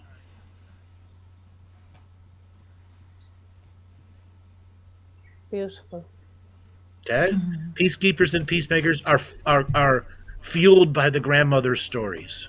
The more stories the grandmothers bring, the more powerful the peacekeeper and peacemaker can be in that moment of now. And it's interesting how many stories of the peacekeeper and peacemaker there are. Like, even if you look on Amazon and go into Native American stories and children's stories about spiders, turtles, there's fucking thousands of them. And I was reading some of the stories out about, like, there's a rainbow bird one and all these ones I bought, and I'm like, holy shit, like, the stories are bringing in the peacekeeper, peacemaker frequency with the grandmothers of the remembering. And I'm like, yeah, it was a beautiful moment to really see that, and how important our words is, and what we're emanating to the world is, as kind of like anchorage to come this, not to come this way and follow us, but to come into a way of being a peacekeeper so we can change the world. And that's what the world needs at the moment, is everyone emanating themselves, no one else, and everyone stepping up to the plate of remembering by doing inner work, by doing trauma work, realizing all the shit we have wrong with us, laughing at it.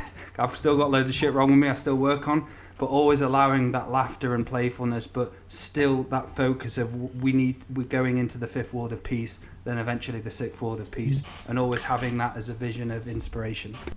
Yeah. And it's Now I can see why you suggested the prayer service, Andrew, because the prayer service has actually become our storytelling time, Yes. hasn't it? Yes. That's what it's become. Yeah. But it's also Yeah. an energy that people need. Yes. Yes, Okay. very Yeah. much. Yeah. Right. Now, just as equal to the grandmothers are the grandfathers. yes, In the Dragon Revocation, there's great-grandfather ancestral storyteller, and great-grandmother ancestral, one that wears the grandmother's shawl, holding the space for the infinite potentials of the future. Okay? As we begin to balance the grandmother energy that has been denied us for so long, the grandfathers will also return with a whole different layer of wisdom.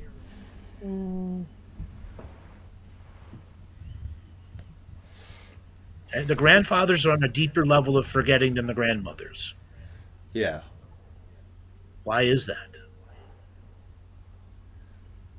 Because we've been a patriarchy dominated society for too long.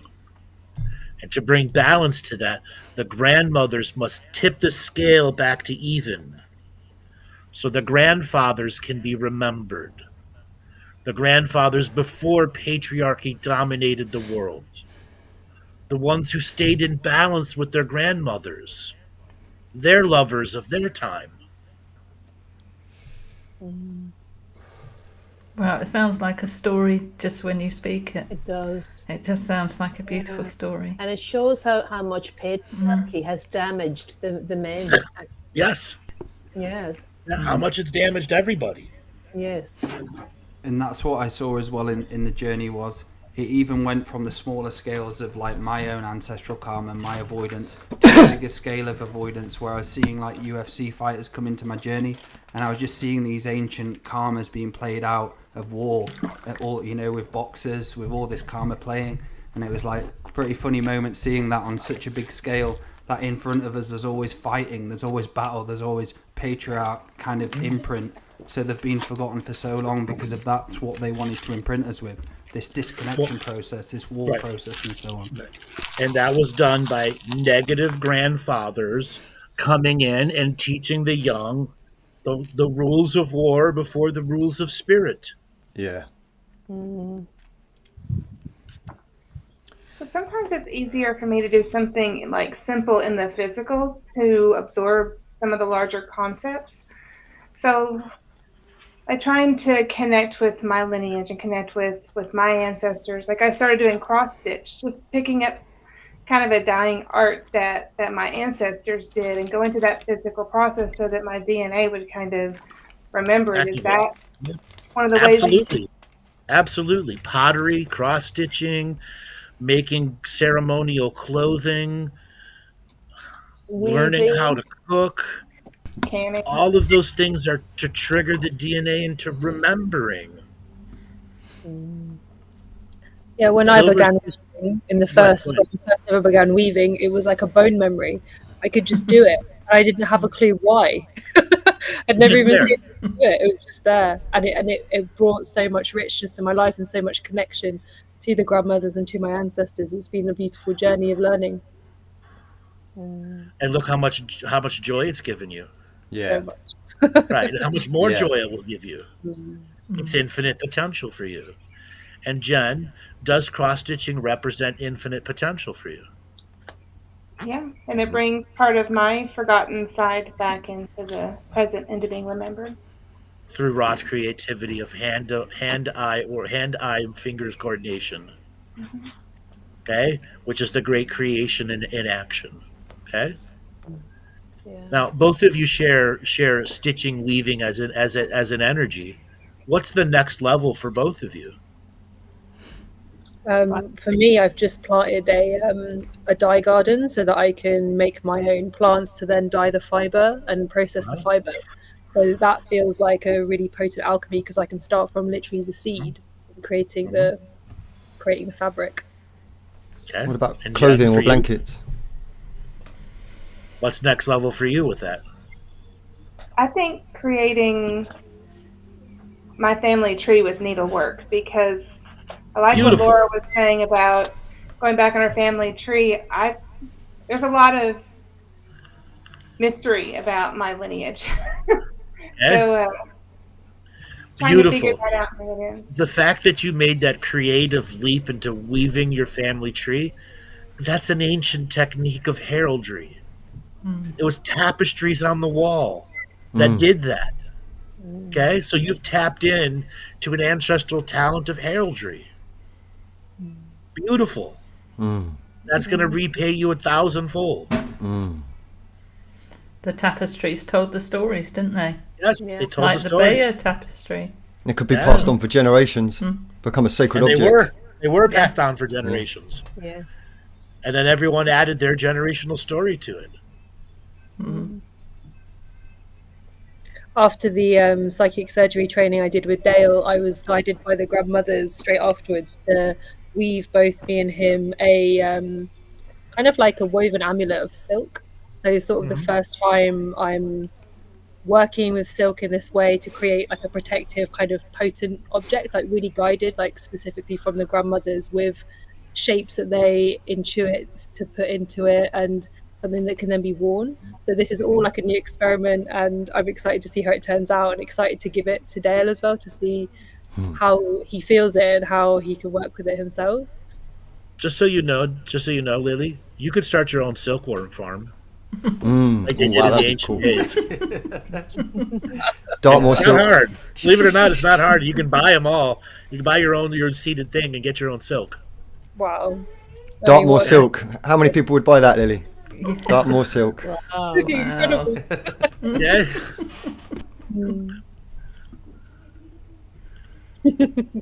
Think of what you could do with your own silkworm farm. Yeah, I mean, what an idea. Infinite potentials and possibilities once again come to you.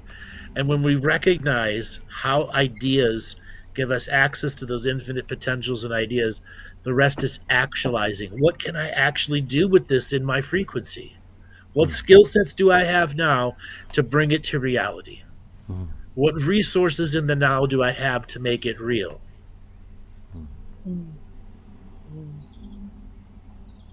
So a year from now, we'll do another show, guys, and we'll all have silk clothes on. Call it the silk I hope so. show. Yeah. You'll be really busy. yes, you are.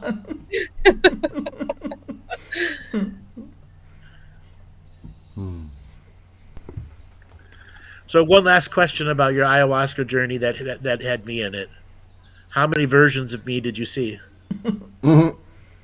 I'd probably say about 16. Yeah, quite a lot. About 60? 16. Okay. Yeah, 16. 16? Around about there, yeah. I get around a lot, don't I? Yes, you do. How much do you think you get around? Quite a bit. So when they were showing me about me, they were showing me my hands, and this is a question I wanted to ask you because it came up for me today. They were saying my hands are portal links back to the grandmothers, and I don't get what that fully meant. Does it give people linkage to, like, say if they're in a void space, I can give them an ancestral connection again? What was that? So what they're saying is when your soul was born as the Dale I am, the grandmother energy escorted you into the womb and was a part of your infinite potential creation.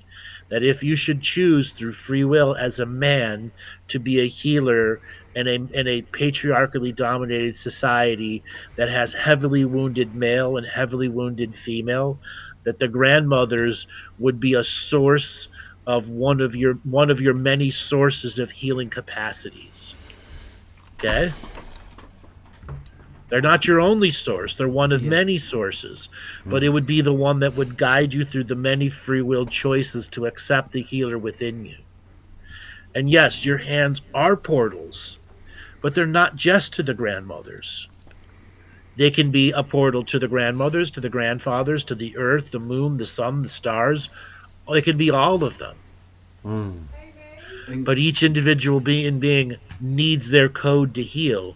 They made just the grandmothers out of your left hand and ancestral balancing out of the right hand, or a combination of 1,000 different hands doing 1,000 different portals, which is your unique code you can create.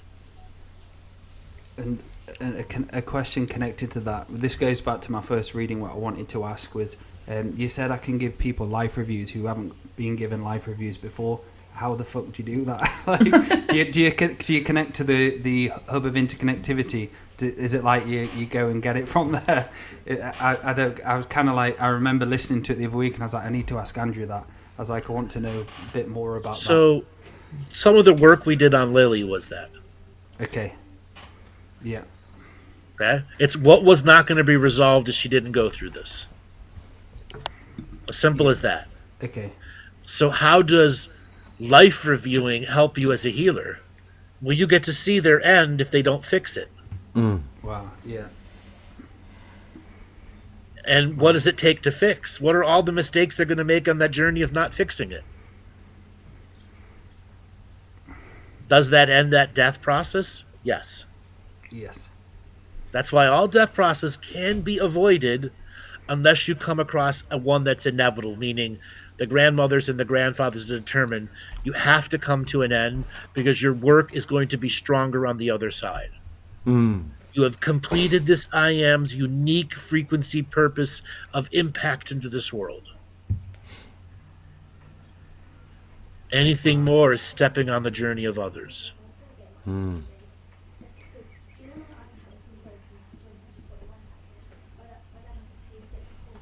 the question I'd like to ask... So Lily, can you see what I'm saying? Yes. Hearing you say that, I'm just feeling. I'm feeling quite emotional. In the remembering and huge gratitude for the now moment. Okay. But could I have done that on my own without Dale? Probably not. All that work you guys did months before that, all the work you did in the Ralphing, all the work you did with Toby, that's what made that journey. I just came there and helped you get your cap and gown ceremony. Okay? You didn't fail your chemistry test, which would have made you have to repeat a year. That's it. Okay?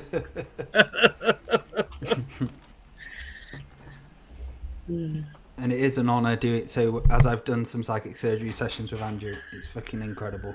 Because it's like having a guide there and just like asking a question, what's going on here? What's going on here? You know, you're doing it right. Well, we added our vision together. Okay? The three of us had a trinity, what I call a trinity of vision. Okay? I mean, we're essentially seeing everything. Okay? I could see through you, I could see through her, and both of you could see through me because I was sharing that. And that's what allowed and created the moment where the welding rod came out. I didn't know that was going to come out, but that's what was needed. That was the shared energy of, all right, this will make sense to her in the moment. You know, and then Dale pulls out a welding rod and a mask and starts welding her back together. Okay? And then the energies you experienced through that. The language made sense to you, which then triggered your placebo to go into super overdrive and show you the journey of healing, which was then revealed by the white light reality. And a week later, you were in the Alps.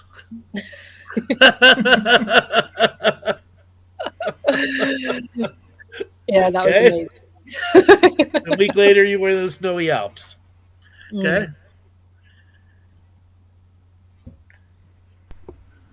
Wow. You've got crickets, Dale. It's just processing that. I'm just like...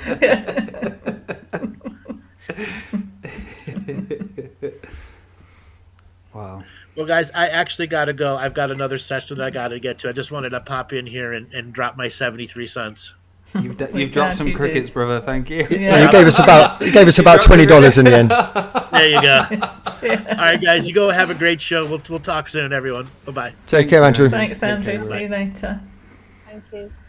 Oh, so we'll say 5 minutes left of the show just to kind of let's go around everyone and how we're feeling, how's this show, and what it's done for you, and some of the words you want to add as well to bring your own expression from what Andrew's just said. It's brought me into a lot of processing. So we'll begin with Laura. How are we doing? How is this show for you, sister?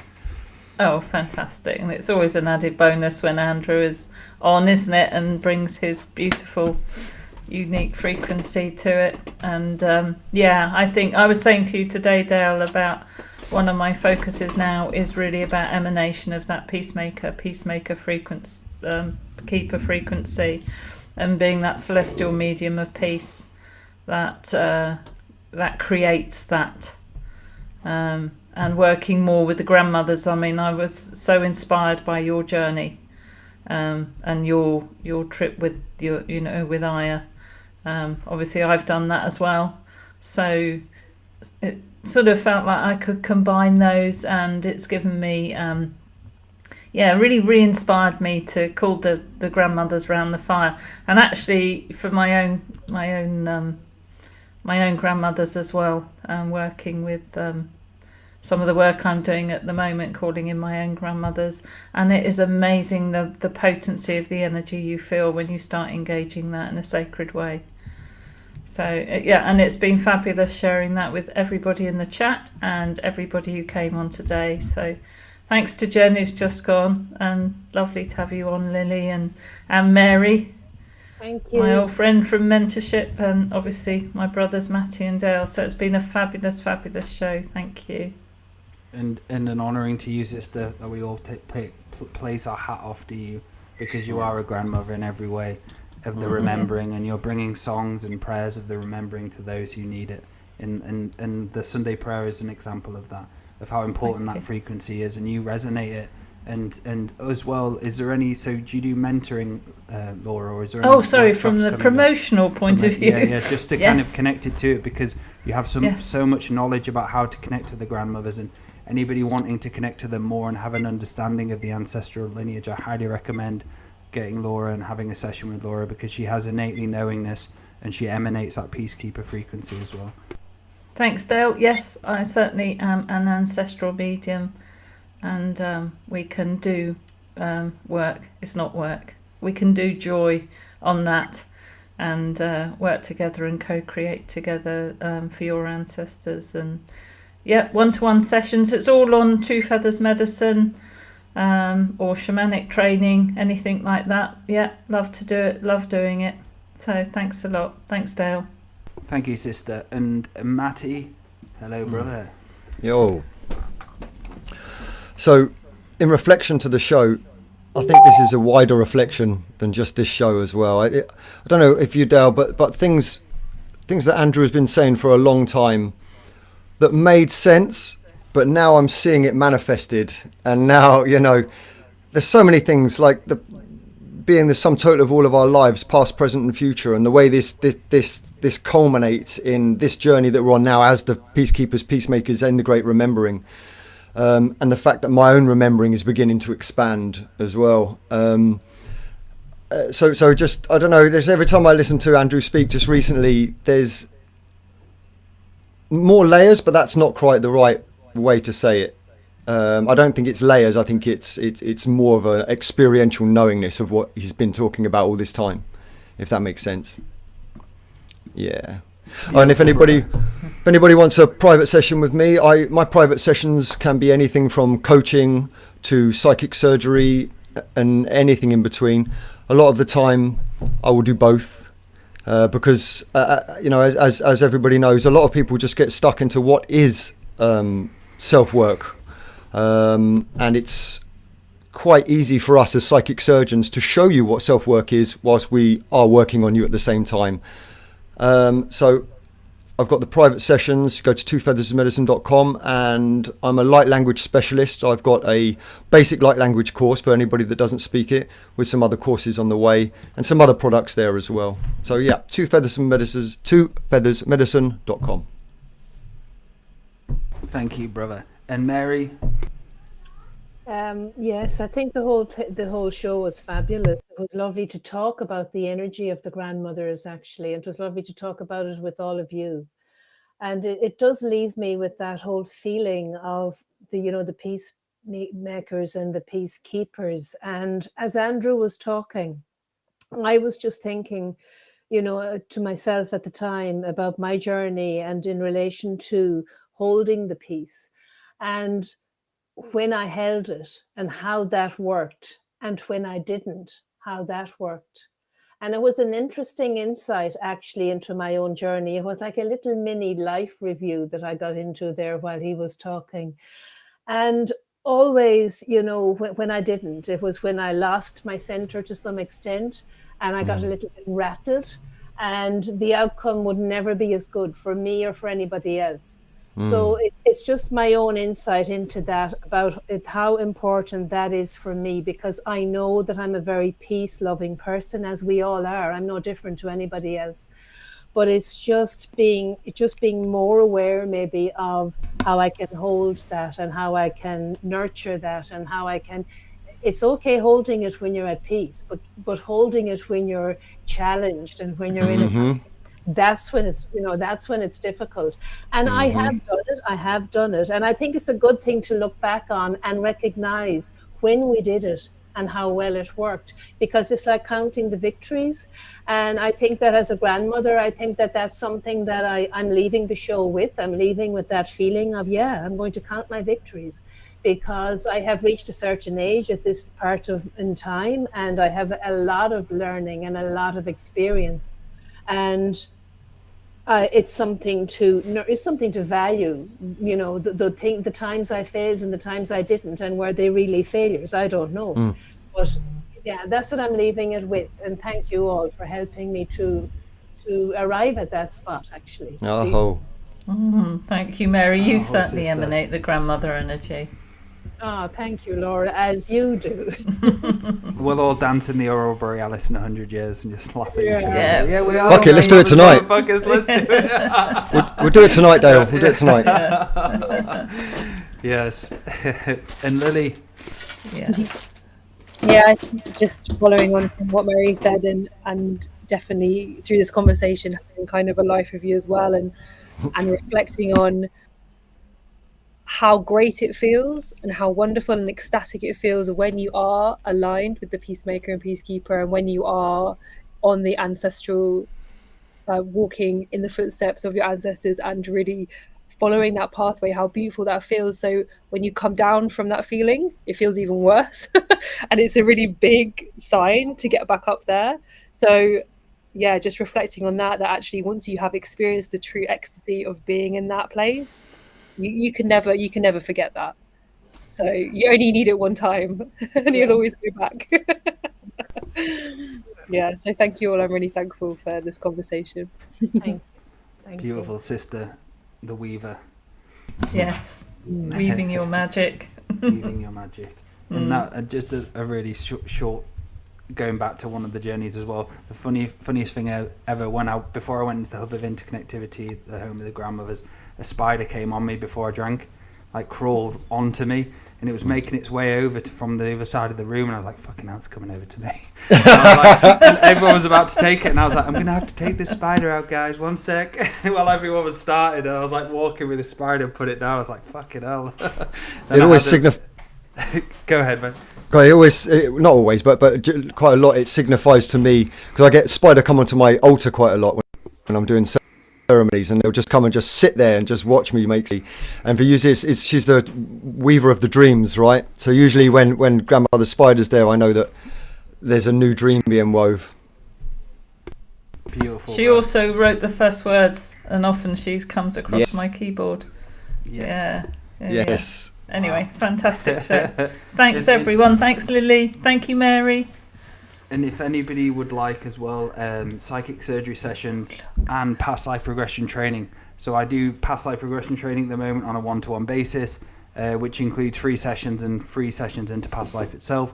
I learn and teach you how to understand trauma and how it connects to past lives, and how to resolve from this lifetime to other lifetime traumas. So if you feel like you've got a lot of stuff you want to work on in this present life and connect to the past life in resolution, basically, go onto daletobin.com and drop us a message, or if you want to learn psychic surgery or have a psychic surgery session itself. And I just want to say I love you guys, and this is an honouring and an incredible show, and how much effort everyone has put into themselves here, and those watching. We honour you as ancestors as well, and we thank you for listening, supporting this show as well, and just the many avenues and the many directions we're going to go into, because we go into the unknown with love, with strength, with trust, with source connection. So thank you again, everyone, for joining us on this Talking Stick show. And those watching in the future, please put a comment of how you enjoyed the show, any questions, and drop a like and a share as well. Aho, like and vibe. Aho, motherfuckers. Yeah, and just a quickie, I do individual sessions, not just courses. I do individual sessions.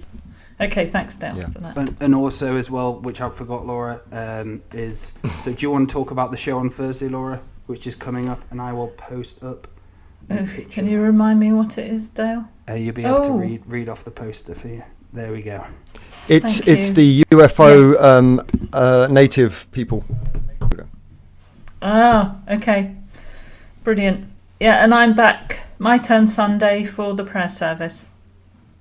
So we'll do some more storytelling. So tune in on Thursday, guys. Bless Yeah, you. thanks a lot. And see you soon. I hope. I hope.